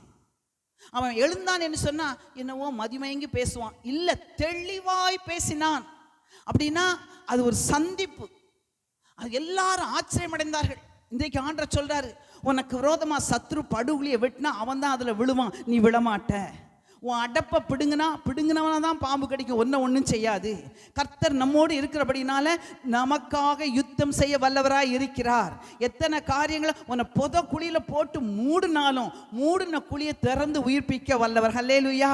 எசேக்கியேல் 37 அதிகாரத்தில் சொல்லப்பட்டிருக்குது, நீங்கள் புதை குழிக்குள் இருந்தாலும் உங்களை நான் என்ன செய்வேன், வெளிப்பட பண்ணுவேன். எந்த காரியத்தில் இன்றைக்கு புரிஞ்சு கொள்ளுங்க, என்னைக்கு இயேசு ஏற்றுக்கொண்டு அவர் நாமத்தின் நிமித்தமாக வந்துட்டோமோ, 1000 பிரச்சனைகள் சூழ வந்து நம்மளை அமுக்கணும்னு நினைச்சாலும் ஒருவர் வந்து நிற்பார், ஒருவர் தொடுவார், எல்லா சூழ்நிலையை கத்த மாற்றுவார். ஹல்லேலூயா. அப்படி என்றால் தொட்டாரு, பாட நின்றுச்சுது. அந்த பாட கலரை தொட்டதுக்கே போகலை, பாதி வழியிலே நின்ற பாடை. ஆனால் இவன் உயிரோடு எழுந்த உடனே ஜனங்கள் யாரும் இந்த சவப்பட்டியை அந்த பாடையை யோசிச்சு கூட பார்த்துருக்க மாட்டாங்க. அற்புதத்தை தியானிச்சிருப்பாங்க. இவர் யாருப்பா வந்தாரு, அடக்கம் பண்ண போகிறோம் அப்படின்னா அந்த சகோதரி அந்த தாய் வந்து என் மகன் செத்து போயிட்டான், இனி அவ்வளோதான், கடைசி அவனை குழியில் வைக்கும்போது தான் நான் பார்க்கணும் அப்படின்னு கல்லறைக்கு வந்திருப்பான். ஆனால் ஒருவர் வந்தபடினால, ஒருவர் பாடையை தொட்டபடினால பாடையும் என்ன செய்யலை, கல்லறைக்கு போகலை, அந்த மகனையும் குழிக்குள்ளே வைக்கல. உயிருள்ளவனாக கர்த்தர் அந்த மகனை அந்த தாய்க்கு கொடுத்தார். ஹல்லேலூயா.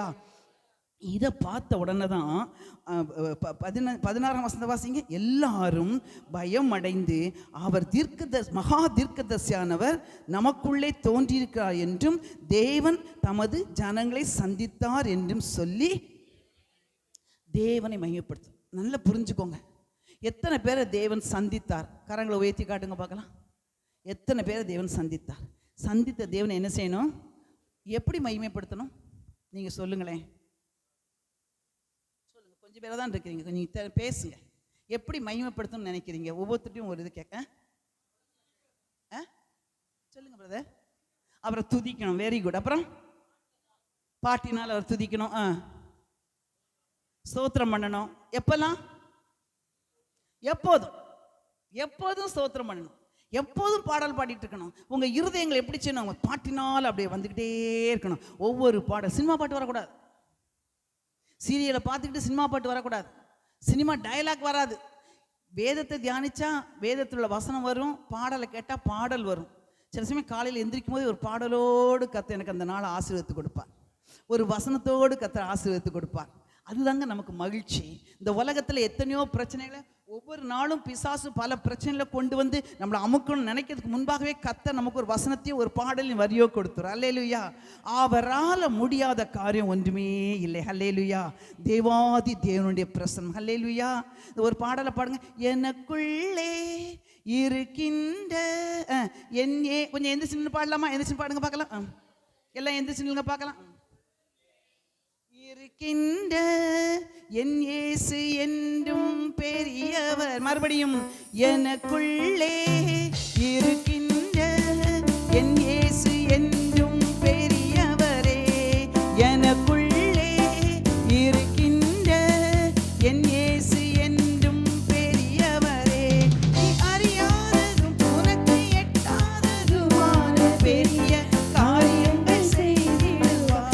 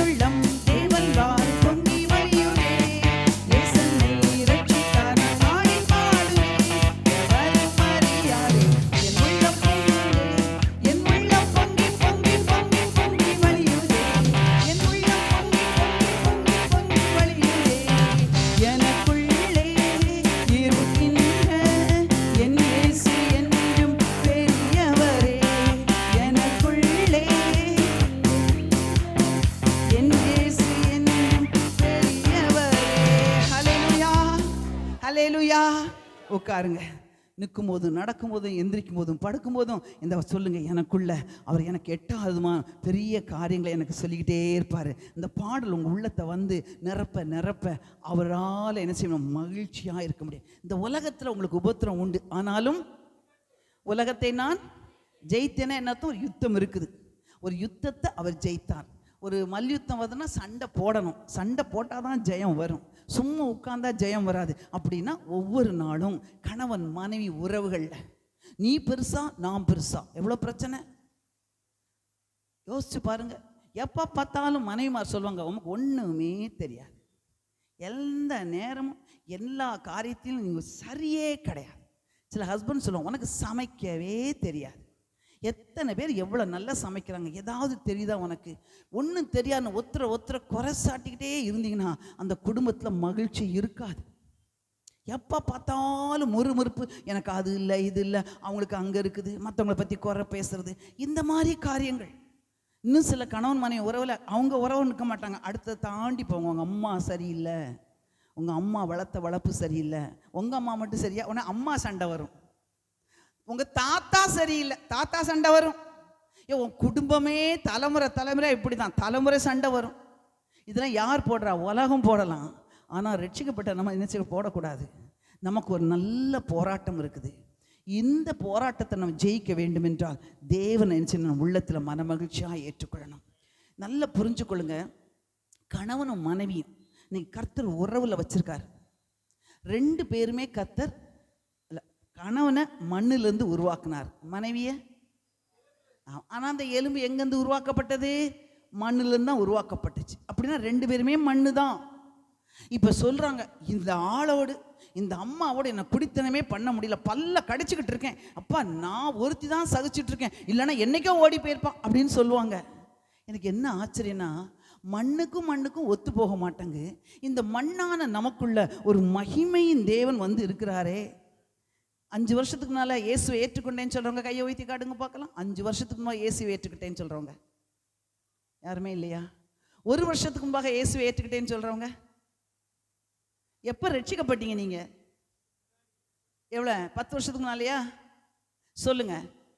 சரி 5 வருஷம் குறைச்சி வச்சுக்குவோம். 5 வருஷம் ஒரு நாளைக்கு இயேசுவை கூப்பிட்டோம், இயேசுவேன்னு கூப்பிட்டோம், சந்தோஷம், அம்மா என் பிள்ளை என்னை கூப்பிடுதே வந்துட்டார். வந்தவர் நம்ம பண்ணுற சேட்டையும் போடுற சண்டையும் பார்த்துட்டு, ஐயோ என்னை கூப்பிட்டான்னு வந்தேன், என்ன இந்த மாதிரி சண்டை போடுறா, இந்த மண்ணுக்கும் இந்த மகிமைக்கும் சம்மந்தமே இல்லைன்னு இன்னைக்கு வரை வெளியே போனாரா? இன்னைக்கு வரை நமக்குள்ள தான் இருக்கார். அவர் தான் சொல்கிறாரு, மரண பரியந்தமும் நான் உன்னோடு இருப்பேன், உலகத்தின் முடிவு பரியந்தமும் சதா காலங்களில். சொல்லுங்க, என்னோட சேர்ந்து சொல்லுங்க, உலகத்தின் முடிவு பரியந்தமும் சதா காலங்களில் நான் உங்களுடனே இருக்கேன் என்று சொல்ல இருக்கிறவராகவே இருக்கிறார். ஹல்லேலூயா. அடிக்கடி சொல்லுங்க, என்னை விட்டு நீங்க போகல ஆண்டவரே, எனக்கு கொடுத்த கணவனையோ, எனக்கு கொடுத்த மனைவியோ, என் பிள்ளைகளையோ, என் மருமகளையோ, என் மாமியாரையோ நான் எல்லா விதத்திலும் கனப்படுத்த வேண்டும். நம்ம சபைக்கு வந்தால் மட்டும் பத்தாது, வாழ்க்கை மாறணும், பேச்சு மாறணும். நம்ம எதை பார்க்குறோம்? செல்ஃபோனில் உட்காந்து யாருக்கும் தெரியாமல் திருட்டுத்தனமாக டிவி பார்க்குறீங்களா, சினிமா பார்க்குறீங்களா, சீரியல் பார்க்குறீங்களா, அசுத்தமானதெல்லாம் பார்த்துக்கிட்டு இருக்கீங்களா? கவனமாக இருங்க. இன்றைக்கி உலக அசுத்தமே இந்த செல்ஃபோனில் வந்துடுச்சு. ஆனால் நம்ம கர்த்தருடைய பிள்ளைகள் எதுக்கெல்லாம் விலகி இருக்கணுமோ விலகி இருக்கணும். வேதத்தை நேசிக்கிறவர்களுக்கு தான் சமாதானம். ஒன்றை புரிஞ்சுக்கொள்ளுங்க, கர்த்தருடைய வருகை ரொம்ப சமீபம். ஒரு நாள் அவர் சன்னிதானத்தில் நிற்கும் போது நம்ம எப்படி நிற்போம்?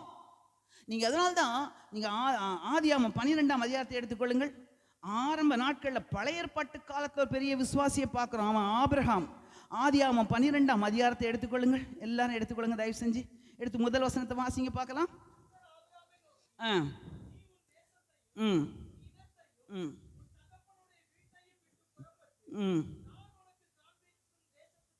ம் ம் ம் ம் அப்படின்னு ஆண்டவர் அவன் அழைப்பு கொடுக்குறான். உன் அப்பா வீட்டை எல்லாத்தையும் விட்டுட்டு நான் சொல்கிற இடத்துக்கு போ. எந்த இடம் சொல்லலை, கவனிங்க, எந்த இடமும் சொல்லலை. இப்போ ஒருத்தங்க நான் கூப்பிட்றேன் உங்களே, வாங்க நீங்கள் புறப்பட்டு வாங்க அப்படின்னு சொன்னால் எங்கே வந்து நிற்கணும், எந்த பஸ் ஏறணும் அப்படின்னு நான் ஒன்றும் சொல்லாமல் தான் நீங்கள் எப்படி வருவீங்க? அப்படி தான் ஆண்டவர் சொன்னார், நான் உனக்கு காண்பிக்கும் தேசம். எப்போ ஆண்டரை காண்பிப்பீங்க? நீ புறப்பட்டு முதல்ல, அப்புறம் காண்பிக்கிறேன். அப்படி வந்தாச்சு. வந்து 7வது வசனத்தை வாசிங்க, 5வது வசனத்தை வாசிங்க. ஆபிரகாம் எல்லாரும் சேர்ந்து வாசிங்க, எடுத்தவங்க எல்லாம் சேர்ந்து வாசிங்க. ஆபிரகாம் தன் மனைவியாகிய தன் சகோதரனுடைய குமாரனாகிய லோத்தையும்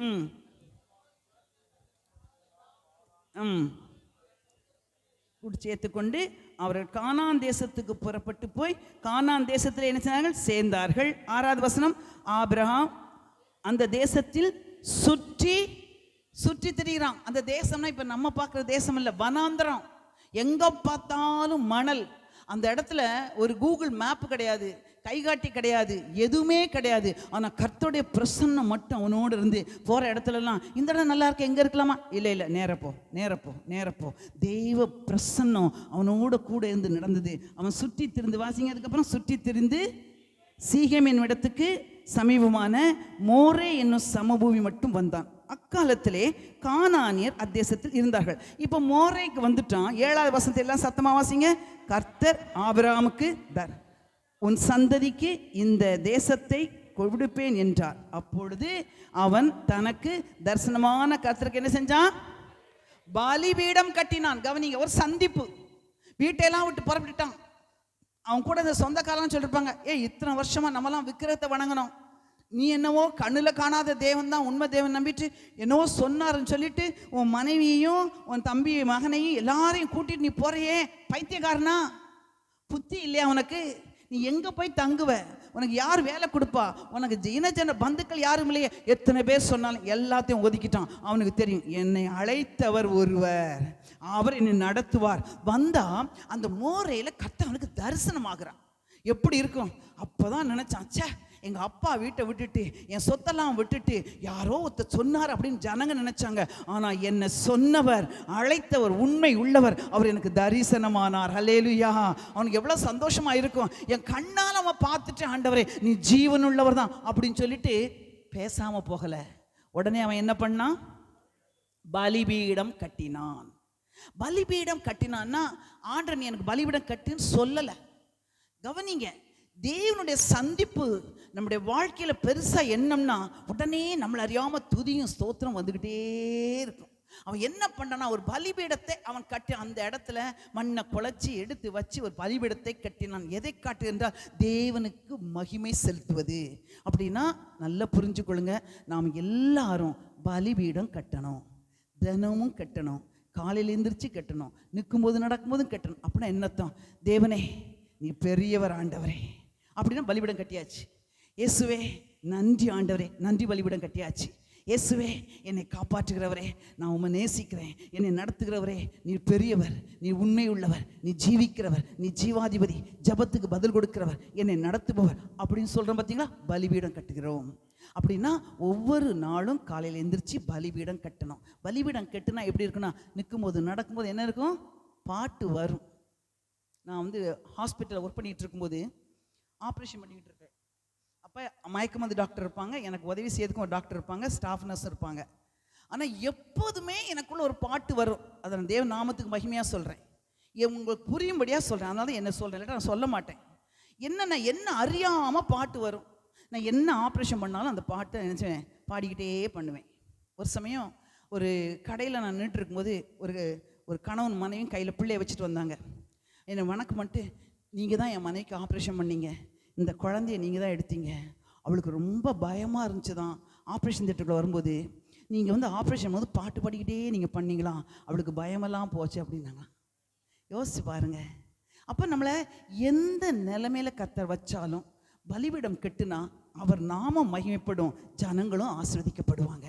அப்படின்னா நம்ம குடும்பம் ஆசீர்வதிக்கப்பட வேண்டும் என்றால் குடும்பத்தில் உள்ள ஒவ்வொரு நபரும் என்ன செய்யணும்? நம்மளோட பொறுப்பை உணர்ந்து கணவன் பலிபீடம் கட்டணும், மனைவியும் பலிபீடம் கட்டணும். 2 பேரும் பலிபீடம் கட்டி அவரை மகிமைப்படுத்திட்டா குடும்பத்தில் சமாதானம் வரும்.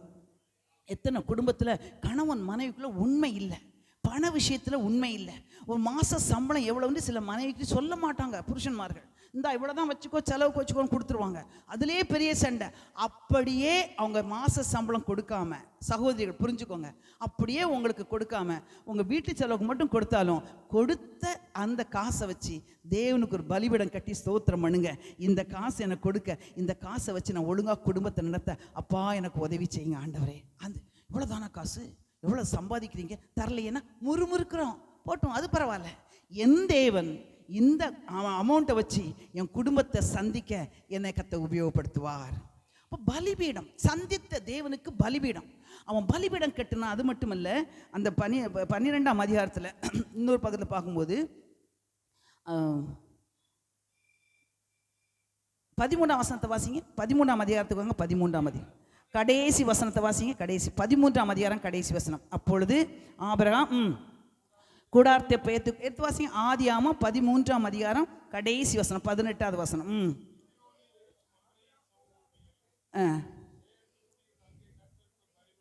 மம்ரேயின் சமபூமியில் சேர்ந்து குடியிருந்து அங்கே தேவனுக்கு ஒரு எங்க போனாலும் பலிபீடம் கட்டுவான். ஆனா இந்த பலிபீடம் வித்தியாசமான பலிபீடம். எப்படின்னா 18ஆம் அதிகாரத்தை எடுத்துக்கொள்ளுங்கள். 18ஆம் அதிகாரத்தை எடுத்து முதல் வசனத்தை வாசிப்பேன். சீக்கிரமா எல்லாரும் வாசிங்க பார்க்கலாம்.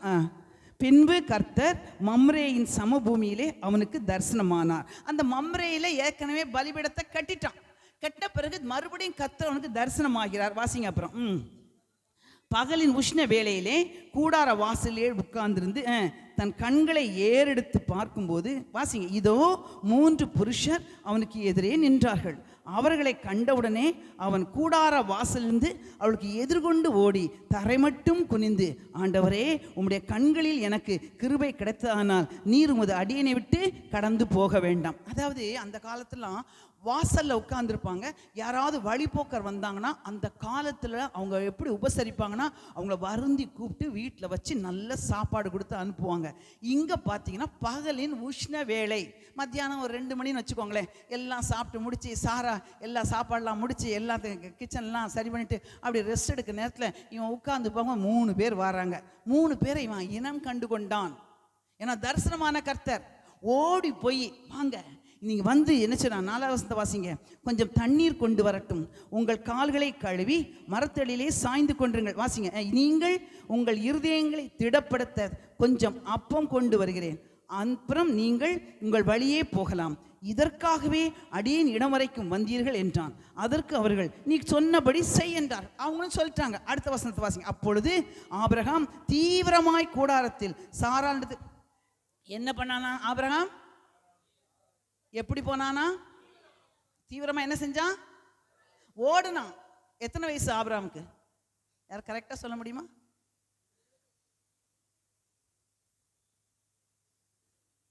எழுபத்தஞ்சு வயசுல வீட்டு விட்டு வந்தான். இப்போ வந்து தரிசனமாகிறார். இவனுக்கு எத்தனை வயசு? சரி, இன்னொன்று சொல்றேன். இங்க வந்த பிறந்தான் ஆண்டவர் வந்து உனக்கு ஈசாக்கு பிறப்பான்னு சொன்னார்.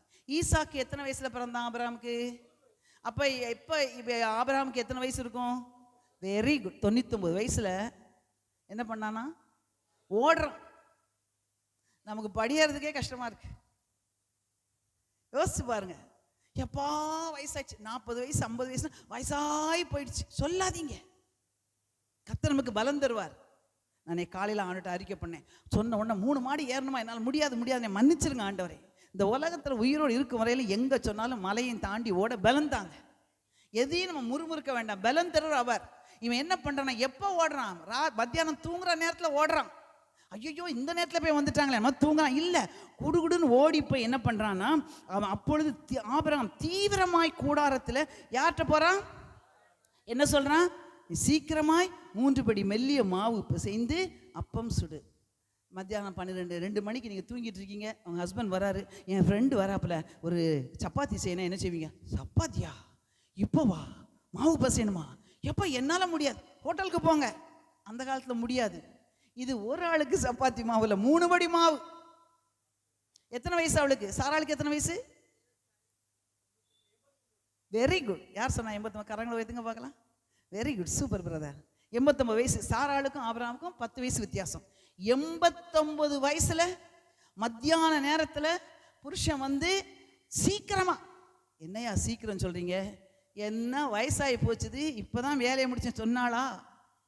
பாருங்க எப்படிலாம் இருந்திருக்காங்க. நம்ம எப்படி இருக்கிறோம்? வசனம் நம்மளை அப்படியே சுத்திகரிக்கட்டும் பிரியமானவர்களே. அவன் வந்து என்ன பண்ணனா, சொல்லிட்டு உடனே என்ன பண்றான்? வாசிங்க. ஆபிரகாம் மாட்டு மந்தைக்கு ஓடுறான். அங்கேயும் ஓடுறான். குடுகுடுன்னு ஓடுறான். நம்மலாம் குடுகுடு கிழவன்னு சொல்லுவோமே, இவன் குடுகுடுன்னு ஓடி சாராட்ட போய் இங்கே பார் நீ வந்து 3 படி சீக்கிரமாக பசஞ்சு அப்பன் சுடு, திருப்பி குடுகுடுன்னு ஓடுறான். ஓடிக்கு எங்கே போய் மந்தைக்கு மாட்டு மந்தைக்கு ஓடி ஒரு இளங்காளையை பிடிச்சி அவன் தான் பிடிக்கிறான். வேலைக்காரரை விட்டு பிடின்னு சொல்லல, அவன் தான். ஐயோ 3 பேர் வந்திருக்காங்க, அவங்களுக்கு சாப்பாடு கொடுக்கணும், பெஸ்ட்டாக கொடுக்கணும். இளங்காளையை பிடித்து வேலைக்காரன் கையிலே கொடுத்தான். அவன் அதை சீக்கிரத்தில் சமைத்தான். ஒரு கேள்வி, ஒரு ஆடை வெட்டி அது சமைக்கணும்னா எவ்வளோ மணி நேரம் ஆகும் சொல்லுங்களேன்? கெஸ் பண்ணுங்களேன். சொல்லுங்க, எவ்வளவு? 4 மணி நேரம் ஆகும். அப்புறம் வேற நீங்க எவ்வளவு சொல்றீங்க சிஸ்டர்ஸ்? பதிலே பேச மாட்டேங்கிறீங்க. 2 மணி நேரம். அப்புறம் சொல்லுங்க, எவ்வளவு நேரம் ஆகும்? குறைஞ்சது ஒரு 3 மணி நேரமாக தான் ஆகும். இல்லை, ஆடை வெட்டணும், தோலை உரிச்சு சந்து சந்தா வெட்டணும். அது உடனே வந்து அதுக்கு எப்படியும் அதுக்கு ஒரு 3/4 மணி நேரம் ஆகுமா பிரதர்? ஆகாதா? அங்கெல்லாம் ப்ரெஷர் குக்கராக இருக்குது, எல்லாம் வந்து சமைக்கணும். அந்த ஆட்டுக்கு வேகத்துக்கு எவ்வளோ நேரம் ஆகும்? எல்லாம் செய்யணும், எல்லாம் சீக்கிரத்தில் செஞ்சுட்டாங்க பாருங்க. ஆனால் என்ன விசேஷம், இவன் சாராள் கூடாரத்துக்கு ஓடுறான், மாட்டு மந்தைக்கு ஓடுறான், வேலைக்காரன் செய்கிறான், அவன் செய்கிறாங்க, சாராள் எல்லாம் அங்கே கிச்சன் பரபரப்பாக வேலை நடக்குது. ஆனால் இவன் என்ன பண்ணினான், ஆபிரகாம் என்ன பண்ணினான், அது ரொம்ப முக்கியம். பாசிங்க. அப்பொழுது 8வது வசனம் வாசிங்க. ஆபிரகாம் வெண்ணெயும் பாலையும் சமைப்பித்த கன்றையும் எடுத்து வந்து அவர்கள் முன்பாக வைத்து அவர்கள் அருகே மரத்தடியில் நின்று கொண்டிருந்தான். அவர்கள் அப்போ இந்த 3 மணி நேரம், நல்ல கவனிங்க, இந்த மம்ரேயில் பலிபிடம் கட்டுனா இது என்ன விசேஷம்னா 3 மணி நேரமும் தேவாதி தேவன் அந்த இடத்துல இருக்கிறார். அவங்களுக்கு பக்கத்தில் இவனு நின்று கொண்டிருக்கிறான். ஃபெல்லோஷிப், தேவனுக்கும் ஆபிரகாமுக்கும் உள்ள உறவு, கனெக்ஷன். ஏன் வந்தவரை வணங்கிட்டு போங்கன்னு சொல்லியிருந்திருக்கலாம். ஆனால் ஆபிரகாம் தயவு செஞ்சு தங்கிருங்க, தேவ வசனத்தை தேவ சமூகத்தை வருந்தி கேட்கணும். ஆண்டவரே, இன்னைக்கு நான் பைபிள் வாசிக்க போகிறேன், என்னோடு வாங்க ஆண்டவரே, என்னோடு பேசுங்க ஆண்டவரே. அவங்க எதுக்கு வந்தாங்க தெரியுமா? ஒரு நல்ல செய்தி கொண்டு வந்தாங்க. ஆபிரகாமுக்கு அது தெரியாது. அவங்க வந்து இவன் என்ன சொன்னான், தயவு செஞ்சு உங்கள் இருதயத்தை திடப்படுத்தி நீங்கள் புசிச்சுட்டு போங்க, காலெல்லாம் கழுவுற, என்ன தூசியில் வந்திருக்கீங்க, சமைச்சு சாப்பிட்டு. இவங்க உட்கார்ந்து அவர்கள் புசித்தார்கள். இதெல்லாம் மைண்டுக்கு எட்டாத ஒரு காரியம். தேவனானவர் உலகத்தில் ஒரு மனுஷனாக வந்து ஆபிரகாம் பார்க்கத்தக்கதாக 3 பேரும் புசிக்கிறாங்க. புசிச்ச பிறகுதான் ஆண்டவர் கரெக்டாக சொல்கிறாரு பாருங்க. என்ன சொல்கிறாருன்னா, எல்லாம் பாஸ்டர் தான் வாசிக்கிறாங்க, எல்லாம் சேர்ந்து வாசிச்ச வாசிங்க பார்க்கலாம். அவர்கள் உன் மனைவி, அப்புறம் கூடாரத்தில் இருக்கிறாங்க. சரி, அப்புறம் அப்பொழுது அவர் ஒரு உற்பவ கால திட்டத்தில் நிச்சயமாக உன்னிடத்தில் திரும்ப வருவேன், அப்பொழுது உன் மனைவியாகிய சாராளுக்கு ஒரு குமாரன் இருப்பார் என்றார். சாராள் அவருக்கு பின்புறமாக கூடார வாசலில் இதை கேட்டுக்கொண்டிருந்தாள். ஆபிரகாமும் சாராளும் வயது சென்று முதிர்ந்தவர்களாக இருந்தபடியினால் ஸ்திரீகளுக்குள்ள வழிபாடும் சாராளுக்கு நின்று போயிற்று. ஆதலால் சாராள் தன் உள்ளத்திலே நகைத்து, நான் கிழவியும் என் ஆண்டவரை முதிர்ந்த வயதும் எனக்கு இன்பம் உண்டாயிருக்குமோ என்றாள். அப்பொழுது கர்த்தர் ஆபிரகாமை நோக்கி, சாராள் நகைத்து நான் கிழவியான பிறகு பிள்ளை பெறும்படி கர்த்தரால் ஆகாத காரியம் உண்டோ? ஒரு உற்பவகால திட்டத்தில் உன்னிடத்துக்கு திரும்ப வருவேன் என்றார். அப்பொழுது சாராளுக்கு ஒரு குமாரன் இருப்பான் என்றார். சாராள் பயந்து நான் நகைக்கவில்லை என்று மறுத்தாள். அதற்கு அவர், நீ இல்லை நகைத்தாய் என்றார். யோசிச்சு பாருங்க. இப்போ நம்முடைய வாழ்க்கையில் எத்தனையோ ஃப்ரெண்ட்ஸ் மணிக்கணக்காக உட்காந்து பேசுகிறோம், பக்தி விருத்தி உண்டாகாது, வீணான கதைகளை பேசுவோம். ஆனால் தேவாதி தேவனுடைய பிரசன்னம் நமக்குள்ளே வந்துடுச்சுன்னா, அவர் ஆசீர்வாதத்தை நமக்கு சொல்லும் பொழுது எல்லாம் மலட்டு தன்மையும் கத்த நீக்குவார். அப்படி என்ன விசேஷம்? அதுதான் விசேஷம். ஏனென்றால் இந்த ஈசாக்கு பிறக்க போகிறான். ஆபிரகாம், சாராள் கவனமாக கேளு, ஈசாக்கு பிறக்க போகிறான். இந்த ஈசாக்கின் மூலமாய் ஒரு சந்ததி வரப்போகுது. அல்லேலூயா. அந்த சந்ததி கிறிஸ்துவே. அந்த கிறிஸ்து வந்ததுனால்தான், இயேசுவின் நாமத்தினால் நம்ம எல்லாரும் இன்னைக்கு இங்கே இருக்கிறோம். அப்படின்னா நீங்கள் யோசிச்சு பாருங்க, ஆபிரகாம் கிட்ட ஆண்டவர் வந்து 3 பேராக வந்து சாப்பிடும்போது அவருடைய கண்கள் என்னையும் உங்களையும் கண்டுச்சுது. ஈசாக்கு உருவாகல, ஆனா ஈசாக்கு உருவாக போறான். ஈசாக்கின் மூலமா இயேசு கிறிஸ்து இந்த உலகத்தில் பிறப்பார். இயேசு உலகத்தில் பிறந்தா அவர் என்ன செய்வாராம்? எல்லா ஜனங்களையும் விடுதலையாக்கி மீட்க வல்லவர். ஹல்லேலூயா. அவர் எப்படி அப்படின்னா அந்த தேவ பிரசனத்தின் மேன்மையை உணர்ந்து கொள்ளுங்க. இன்னைக்கு ஒரு நாள் தீர்மானம் எடுத்துக்கொள்ளுங்க. 8 மணி நேரம் எனக்கு ஃப்ரீயாக கொடுத்துருக்கீங்க ஆண்டவரே, ஒரு 2 மணி நேரமாவது நான் உம்மோடு என்ன செய்வேன்? தனித்திருப்பேன், வேதத்தை வாசிப்பேன். தூக்கம் வந்துச்சுன்னா நடந்து நடந்து நான் ஜோம் பண்ணுவேன். அல்ல அங்கங்கே ஒரு வாக்கிங் போயிட்டாவது ஜோம் பண்ணுவேன். வீணான ஃபோனை பேச மாட்டேன். அந்த ஜெப நேரத்தில் எந்த ஃபோனையோ மெசேஜோ தொட மாட்டேன். நான் உண்மையே நோக்கி பார்ப்பேன். ஒரு ஆழமான தீர்மானம் எடுங்க. கர்த்தர் நல்ல செய்தி பரத்திலிருந்து நமக்கு உண்டாகும்.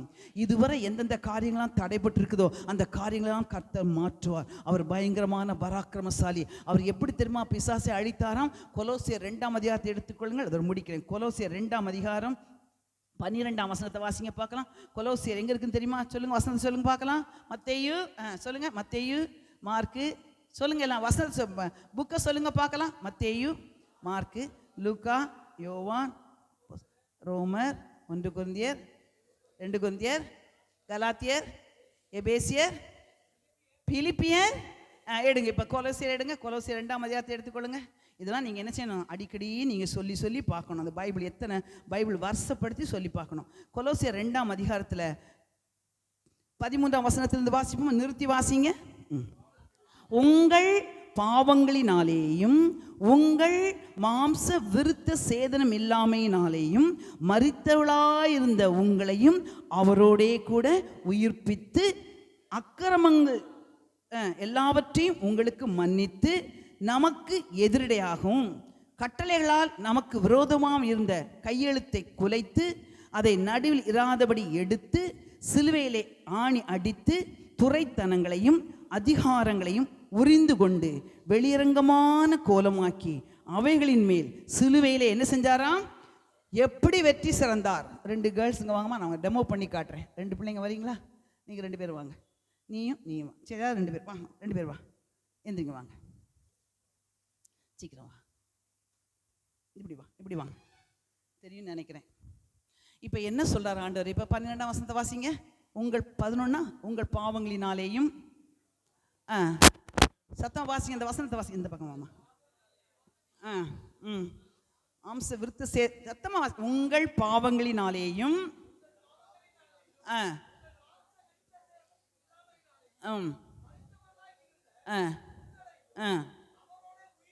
அவரோட உயிர்ப்பித்து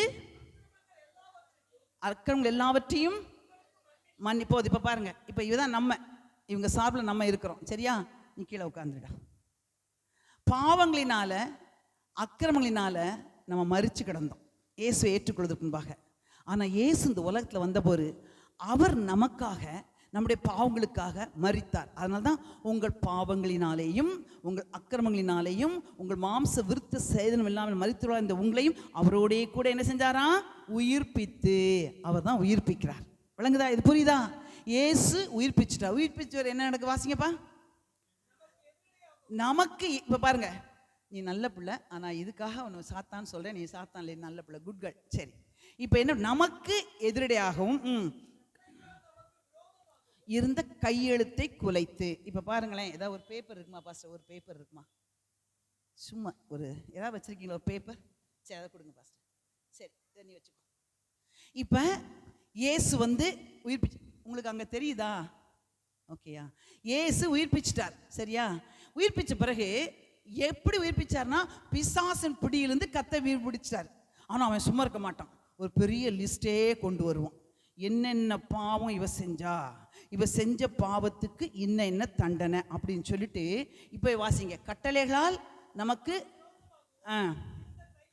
இருந்த கையெழுத்தை ஃபர்ஸ்ட் என்ன பண்றாரு ஆண்டவரே? குலைத்து. இப்போ வந்து காட்டு, என்ன ஆண்டவரே என்ன ஒரு உயிர்ப்பிச்சுட்டீங்கிறீங்களே, எப்படிப்பட்டவங்க தெரியுமா, இவ்வளவு தப்பு பண்ணியிருக்கான்னு லிஸ்ட்டை என்கிட்ட காட்டும் போது ஆண்டவர் என்ன பண்ணுவாராம்? அதை என்ன செய்வாராம்? அதை குலைத்து, இதை நான் கேன்சல் பண்றேன். என் பிள்ளை எத்தனை பாவங்கள் நீ பக்கம் பக்கமா நோட்டா எழுதினாலும் எனக்கு பிரச்சனை இல்லை. என் ரத்தத்தை சிந்திட்டேன், அவளை மீட்டுக்கிட்டேன். அவ செஞ்ச பாவங்கள்லாம் அந்த ரத்தத்தினால எல்லாம் என்ன செஞ்சது? டீச்சர்ஸ் வந்து ஸ்கூலில் அந்த எக்ஸாம் பேப்பரை திருத்தும் போது தப்பானா எப்படி போடுவாங்க? அப்படி எல்லாவற்றையும் குலைத்து இங்க பாரு, இந்த கொண்டு வந்தாச்சா, இனி எனக்கும் என் பிள்ளைக்கும் இது நடுவில் இராதபடி இதை எடுத்து சிலுவையில் என்ன செய்றாராம், நீ சொன்ன சாத்தானே, நீ சொன்ன பாவங்கள் எல்லாம் இப்ப எனக்கும் என் பிள்ளைக்கு நடுவில் இல்லை, சிலுவையின் மேல என்ன செஞ்சேன், ஆணி அடித்து ஆணி அடிச்சதுனால என்ன ஆச்சுதான், நீ என் பிள்ளை மேலே இவ்வளவு நாளும் கொண்டிருந்த உன் துரைத்தனங்களையும் அதிகாரங்களையும் உரிந்து கொண்டு, என்னைக்கு இயேசுவை நம்ம சந்திச்சோமோ இதை நீங்க புரிஞ்சுக்கோங்க. என் இயேசு இந்த உலகத்துல வந்து மரித்த என்னை உயிரோடு எழுப்பித்து என கட்டைகளால் விரோதமா அந்த கையெழுத்தை கொலைச்சி அது நடுவில் இராதவரை எடுத்து சிலுவையில ஆணி அடித்தது மட்டுமல்ல, இனிமே என் பிள்ளைகிட்ட நீ தொடுவதற்கு உனக்கு அதிகாரம் இல்லை, துரைத்தனங்களை அதிகாரங்களை உரிந்து கொண்டார். அல்லேலூயா. கரங்களை தட்டி மகிமைப்படுத்துங்க பார்க்கலாம். இன்னைக்கு ஒரு சத்தியத்தை சொல்லி கொடுக்கிறேன், நம்ம மேல சாத்தானுக்கு அதிகாரமே இல்லை, அவனால நம்ம ஒன்றும் செய்ய முடியாது. ஹல்லேலூயா. அப்ப அவன் துரைத்தனங்களையும் அதிகாரங்களையும் உரிந்து கொண்டு வெளி இறங்கமான கோலமாக்கி உன்னோட வேஷத்தெல்லாம் கலைச்சி அவைகளின் மேல் சிலுவையிலே வெற்றி சிறந்தார். ஹல்லேலூயா. தேங்க்யூடா. அப்ப நான் புரிஞ்சுதா உங்களுக்கு? இயேசுவை சந்திச்சோன்னா சந்திச்ச தேவன் என்ன செஞ்சாரு? எதை மறந்தாலும் இந்த வசனத்தை மறக்காதீங்க. வீட்டில் போய் கொலோசியர் 2ஆம் அதிகாரம் 13 16 வரை, 13, 14, 15, 16 மாணவ, உங்கள் பாவங்களினாலேயும் உங்கள் மாம்ச விருத்த சேதனம் இல்லாமையினாலேயும் மரித்தவளாய்ந்த உங்களையும் அவரோடே கூட உயிர்ப்பித்து உங்கள் அக்கிரமங்கள் எல்லாவற்றையும் உங்களுக்கு, இதே நீங்க ஸ்தோத்திரம் பண்ணா, என் அக்கிரமங்கள் எல்லாவற்றையும் மன்னிச்சிங்களே ஆண்டவர், என்னை உயிர்ப்பிச்சிங்களே ஆண்டவரே. அடுத்த நமக்கு எதிரடையாகவும் கட்டளைகளால் நமக்கு விரோதமாக இந்த கையெழுத்து என்ன செஞ்சாரு, நீங்க கொலைச்சிங்களே அப்பா, நீங்க உலகத்துல ஒருத்தராலும் செய்ய முடியாத காரியத்தை எனக்காக நீங்க செஞ்சீங்க ஆண்டவரை, குலைத்து அதை நடுவில் இராதபடி எடுத்து அது சிலுவையினை ஆணி அடித்து. அப்படின்னா என்ன அர்த்தம்? அந்த பாவத்தெல்லாம் நீங்க ஏற்றுக்கொண்டு எனக்காக சிலுவையில் அறையப்பட்டீங்க ஆண்டவரே. நான் மறிக்க வேண்டிய இடத்துல அப்பா நீங்க மறிச்சிங்களே ஆண்டவரே. ஆணி அடித்து துரைத்தனங்களையும் அதிகாரங்களையும் ஒரிந்து. இன்னைக்கு சொல்லுங்க, பிசாசு ரொம்ப இந்த இடத்துல காளி பிசாசு பயங்கரமா இருக்குன்னு சொல்லாதீங்க. அவன் பயங்கரமான, அவன் ஒண்ணும் இல்லாம செத்து போனவன், அவன் அதிகாரம் இழந்தவன். பார்க்கறதுக்கு தான் உருவத்தை பார்த்து பெரிய சிலையை வச்சு ஜனங்களை பயமுறுத்தணுங்கிறான். அங்கே வல்லமையும் கிடையாது, ஒன்றும் கிடையாது. எல்லாவற்றையும் ஜெயித்த வல்லமை நமக்குள்ளே இருக்குது. இனி எந்த விதத்திலும் பிசாசு என்ன செய்யக்கூடாது, மகிமைப்படுத்தக்கூடாது. ஐயோ இந்த குடும்பத்தில் பிசாசு என்ன போராடுறான், அவன் போராடலைங்க, நம்ம இடம் கொடுத்ததால் வந்தான், துரத்தி அடிச்சா ஓடிடுவான். ஹல்லேலூயா. உள்ள ஒரு பவர் இருக்குதுங்க. எல்லாவற்றையும் துரைத்தனங்களையும் அதிகாரம் உரிந்து கொண்டு வெள்ளியரங்கமான வாசிங்க, வெள்ளியரங்கமான கோலமாக்கி அவைகளின் மேல் சிலுவையிலே வெற்றி. நம்மை சந்தித்த தேவன் எப்படிப்பட்ட தேவர்? வெற்றி சிறந்தவர். ஹல்லேலூயா. கரங்களை தட்டி மகிமைப்படுத்துவோமா? அப்படி எல்லாம் எந்திரிச்சு நிற்போமா? ஒரு நிமிஷம் எல்லாம் எந்திரிச்சு நில்லுங்க பார்க்கலாம். ஒரு சந்திப்பின் தேவன் தம்முடைய ஜனங்களை சந்தித்தார் என்று சொல்லி தேவனை மகிமைப்படுத்தினாங்களாம். இன்னைக்கு ஒரு தீர்மானம் எடுத்துக்கலாம். ஆண்டவரே, என்னை சந்தித்த நாளை நினைச்சு பார்க்குறேன். என்ன சந்திப்பதற்காக அவர் எடுத்த முயற்சி எப்படின்னா, நம்ம அந்த உலகத்தில் வந்தார், அவர் மனுஷனாக வாழ்ந்தார், 33 வருஷமும் பாவ மனுஷனாக வாழ்ந்து நம்ம பாவங்களெல்லாம் ஏற்றுக்கொண்டு சிலுவையிலே அவர் மரித்தார்.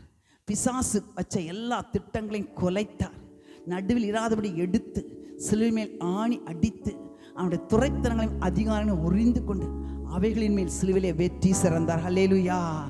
ஆண்டவர், என்னை சந்திக்க வந்தேன் தேவனே, என்னை சந்தித்த தேவன் எப்படிப்பட்டவர்? வெற்றி சிறந்தவர். அதனால தான் சொல்ல, உலகத்தை நான் ஜெயித்தேன், திடன் கொள்ளுங்கள். ஹல்லேலூயா. உலகத்தில் உங்களுக்கு உபத்திரம் உண்டு, ஆனாலும் திடன் கொள்ளுங்கள், உலகத்தை நான் ஜெயித்தேன். ஜெயம் கொடுக்கும் தேவன். ஹல்லேலூயா. கரங்களை வைத்து சொல்லுங்க பார்க்கலாம். ஜெயம் கொடுக்கும் தேவன் நம்மை சந்தித்தார். உன் வாழ்க்கையில் இருக்க தோல்வியை ஜெயமாய் மாற்றுவார். உன் வாழ்க்கையில் எத்தனை பிரச்சனை இருந்தாலும் கர்த்தர் அதை ஜெயமாய் மாற்றுவார். பெருவெள்ளம் வரும், உன் படகுல நிரப்பும், ஆனா உன் படகு மூழ்கி போகவே போகாது, உன் படகு மூழ்காது. ஏனென்றால் எல்லாவற்றையும் அடக்குகிற வல்லமையுள்ள கர்த்தர் நம்முடைய படவிலே நம்மோடு கூட இருக்கிறார். கரங்களை தட்டி மகிமைப்படுத்துங்க பார்க்கலாம். ராஜாதி ராஜா, கர்த்தாதி கர்த்தர். ஹல்லேலூயா. ஜெயம் கொடுக்கும் தேவனுக்கு கோடி கோடி ஸ்தோத்திரம். வாழ்வழிக்கும் இயேசு ராஜாவுக்கு வாழ்நாளெல்லாம் ஸ்தோத்திரம். ஜெயம் கொடுக்கும் தேவனுக்கு கோடி கோடி ஸ்தோத்திரம். வாழ்வழிக்கும் இயேசு ராஜாவுக்கு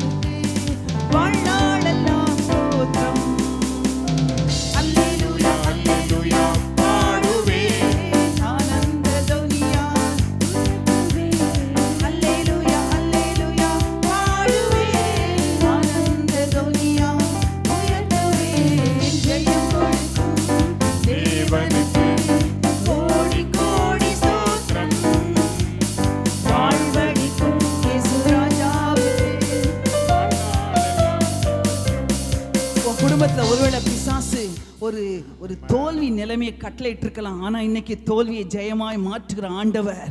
அவருடைய பிரசன்னம் உன் குடும்பத்தில் ரட்சிக்கப்படாதவங்களுக்கு கர்த்தர் ரட்சிக்க போகிறார். திருமணமாகாத பிள்ளைகளுக்கு திருமணம் நடக்க போகுது. திருமணமாகியும் அடைப்பட்ட கர்ப்பங்களை கர்த்தர் திறக்கிறார். எல்லா வியாதிகளிலிருந்து கர்த்தர் விடுதலை கொடுக்கிறார். கடன் பிரச்சனையிலிருந்து விடுதலை கொடுக்கிறார். ரகசிய பாவத்திலிருந்து கர்த்தர் விடுதலை கொடுக்கிறார். பிசாசின் கட்டுகள் பில்லி சூனியங்களை கர்த்தர் முறித்து போடுகிறார். எல்லாவற்றையும் முறிக்கிற கர்த்தர். அல்லேலூயா. கரங்களை தட்டி மகிமைப்படுத்துங்க பார்க்கலாம். தேவாதி தேவன் கத்தாதி கர்த்தருடைய பிரசன்னம் சொல்லுங்க. ஒவ்வொரு நாளும் ஆண்டவரே நான் பலிபீடம் கட்டி உம்மை மகிமைப்படுத்துவேன். நிற்கும் போது நடக்கும் போது உம்மை மகிமைப்படுத்துவேன். என் பலிபீடத்தில் எப்போதும் பலிகள் இருந்து கொண்டே இருக்கணும் ஆண்டவரே. நான் துதிக்க துதிக்க உம்மை உயர்த்த உயர்த்த குடும்பத்தில் கர்த்தர் சமாதானத்தை உண்டு பண்ணுவாராக. கணவன் மனைவி உறவுல ஒரு ஆசீர்வாதத்தை உண்டு பண்ணுவாராக. பிள்ளைகள் பெற்றோருக்கு கீழ்ப்படிந்து அடங்குவார்களாக. சபையிலே ஜனங்கள் எல்லாவற்றிலும் கீழ்ப்படிந்திருப்பார்களாக. ஒரு ஜெப சேனை எழும்புவதாக. கரங்களை தட்டி மகிமைப்படுத்துவோம். ஹல்லேலூயா. ஸ்தோத்திரம் ஆண்டவரே. ஹல்லேலூயா, ஹல்லேலூயா. எல்லாரும் அப்படியே கைகளை உயர்த்தி ஆண்டவருடைய சமூகத்தில் இந்த நாளில் கர்த்தர் நம்மோடு கூட பேசி இருக்கிறார். கர்த்தருடைய பிள்ளைகளை, தேவனுடைய சந்திப்பு நம்முடைய வாழ்க்கையில் மிக முக்கியமான ஒன்று. ஆண்டவர் இந்த நாளில் சகேவை சந்தித்த போது அவனுடைய வாழ்க்கையில் எவ்வளோ பெரிய மாற்றம் வந்தது. கர்த்தர் அவனுடைய வீட்டுக்குள்ளே போல, ஆனாலும் இயேசுவை பார்த்தவன் சொல்கிறான், நான் அநியாயமாய் வாங்கினது உண்டானா ஆண்டவரே நான் திரும்ப கொடுக்கிறேன் ஆண்டவரே. தேவன் நம்மை சந்தித்த நாளை கொஞ்சம் நினைச்சு பார்ப்போம். எவ்வளவு பெரிய அற்புதமான சந்திப்பு. வியாதியிலிருந்து மரண கட்டிலிருந்து ஆண்டவர் நம்மை சந்தித்தார் அல்லவா. இந்த தேவனை நாம் உயர்த்துவோம். இந்த தேவனை மையப்படுத்த தேவன் நமக்கு தந்திருக்கிற எல்லா நன்மைகளுக்காக நம்ம எல்லாரும் ஆண்டவரை நன்றியோடு ஸ்தோத்திரம் பண்ணுவோமா. ஆபிரகாமை ஆண்டவர் ஸ்தோத்திரம் அழைத்த போது அவர் எங்கெல்லாம் போனான் அங்கெல்லாம் ஆண்டவருக்கு பலிபீடத்தை கட்டினான். மும்ரையில தேவ தூதர்கள் அங்கே வந்தார்கள் என்று நல்ல அருமையான வார்த்தைகளை கேட்டோமே. இந்த நாளிலே வசனத்தை நாம் கேட்க கர்த்தர் நமக்கு உதவி செய்தார். ஆனால் இந்த நாளிலே நம்ம அந்த வசனத்தின்படி நடப்பதற்கு ஆண்டவரே நீர் எனக்கு உதவி செய்யும் என்று சொல்லி கேளுங்க. நம்முடைய குடும்பத்தில் கணவன் மனைவிக்குள்ள ஒரு நல்ல ஐக்கியத்தை கர்த்தர் தந்தார். ஆண்டவர் இன்னைக்கு அநேக குடும்பங்களை கர்த்தர் கட்டி எழுப்பணும். அநேக குடும்பங்களில் இருக்கிற எல்லா பிரச்சனைகளையும் மாறணும். கடன் சுமைகளிலிருந்து விடுதலை தரணும். ஆண்டவர்கிட்ட சொல்லுங்க, ஆண்டவரை பலவீனத்திலிருந்து விடுதலை தாரும். ஆண்டவரை நோக்கி கேட்போமா. ஹல்லேலூயா. கர்த்தருடைய வார்த்தை இந்த நாளில் அருமையாய் நம்மோடு கூட பேசப்பட்டது. கர்த்தரிடத்துல மனமகிழ்ச்சியாயிரு. ஆண்டவரிடத்துல மனமகிழ்ச்சியாயிரு. கர்த்தருக்குள் மனமகிழ்ச்சியாயிருப்பாயா. இந்த நாளில் ஆண்டவரே எனக்குள்ள அந்த சந்தோஷத்தை தாங்க. கர்த்தருக்குள் நம்ம மனமகிழ்ச்சியாயிருந்தா அது நம்முடைய வாழ்க்கையில் அது நமக்கு ஒரு பெரிய பலனாக இருக்கும். நமக்கு பலனாக இருக்கும். ஒரு நாள் நான் பலவீனனாக இருக்கேன்னு சொல்லாத. கர்த்தருக்குள் மகிழ்ச்சியாக இருப்பதே என்னுடைய பலன் என்று நெகேமியா சொன்னார். கர்த்தருக்குள் மன மகிழ்ச்சியாயிரு. அப்பொழுது அவரே உன் காரியத்தை வாக்கிய செய்வார். உன் இருதயத்தின் வேண்டுதல்களை எல்லாம் அவர் வாக்கிய செய்வார். காலையில் ஆண்டவரே என்னை ஒப்பு கொடுக்கிறேன் என்று கர்த்தருடைய கரத்தில் ஒப்பு கொடுப்போமா. ஹல்லேலூயா. என்னை தருகிறேன் உம் கரத்தில் என்னை படைக்கிறேன் உம் பாதத்தில் என்னை தருகிறேன் உம் கரத்தில் என்னை படைக்கிறேன் உம் பாதத்தில் உருவாக்குமே. ஆண்டவர்கிட்ட கேளுங்க. ஆண்டவரே என்னை உருவாக்கி ஆண்டவரே என்னை சந்தித்த தேவனுக்கு ஒரு பலிபீடம் கட்டுகிறவனா என்னை மாற்றும் ஆண்டவரே. அநேக இடிந்து போனதான பலிபீடங்களை கட்டணும். அநேக குடும்பங்களை இடிந்து போய் கிடக்கிறதே அவங்களுக்கு போய் ஆண்டவரை பத்தி சொல்லணும். என்னை பலிபீடத்தை கட்டுகிறவனாய் மாற்றும் என்று சொல்லுவோமா. என்னை தருகிறேன் உம் கரத்தில் என்னை படைக்கிறேன் உம் பாதத்தில். ஓ ஹல்லேலூயா. பலிபீடம் கட்டுகிறவன்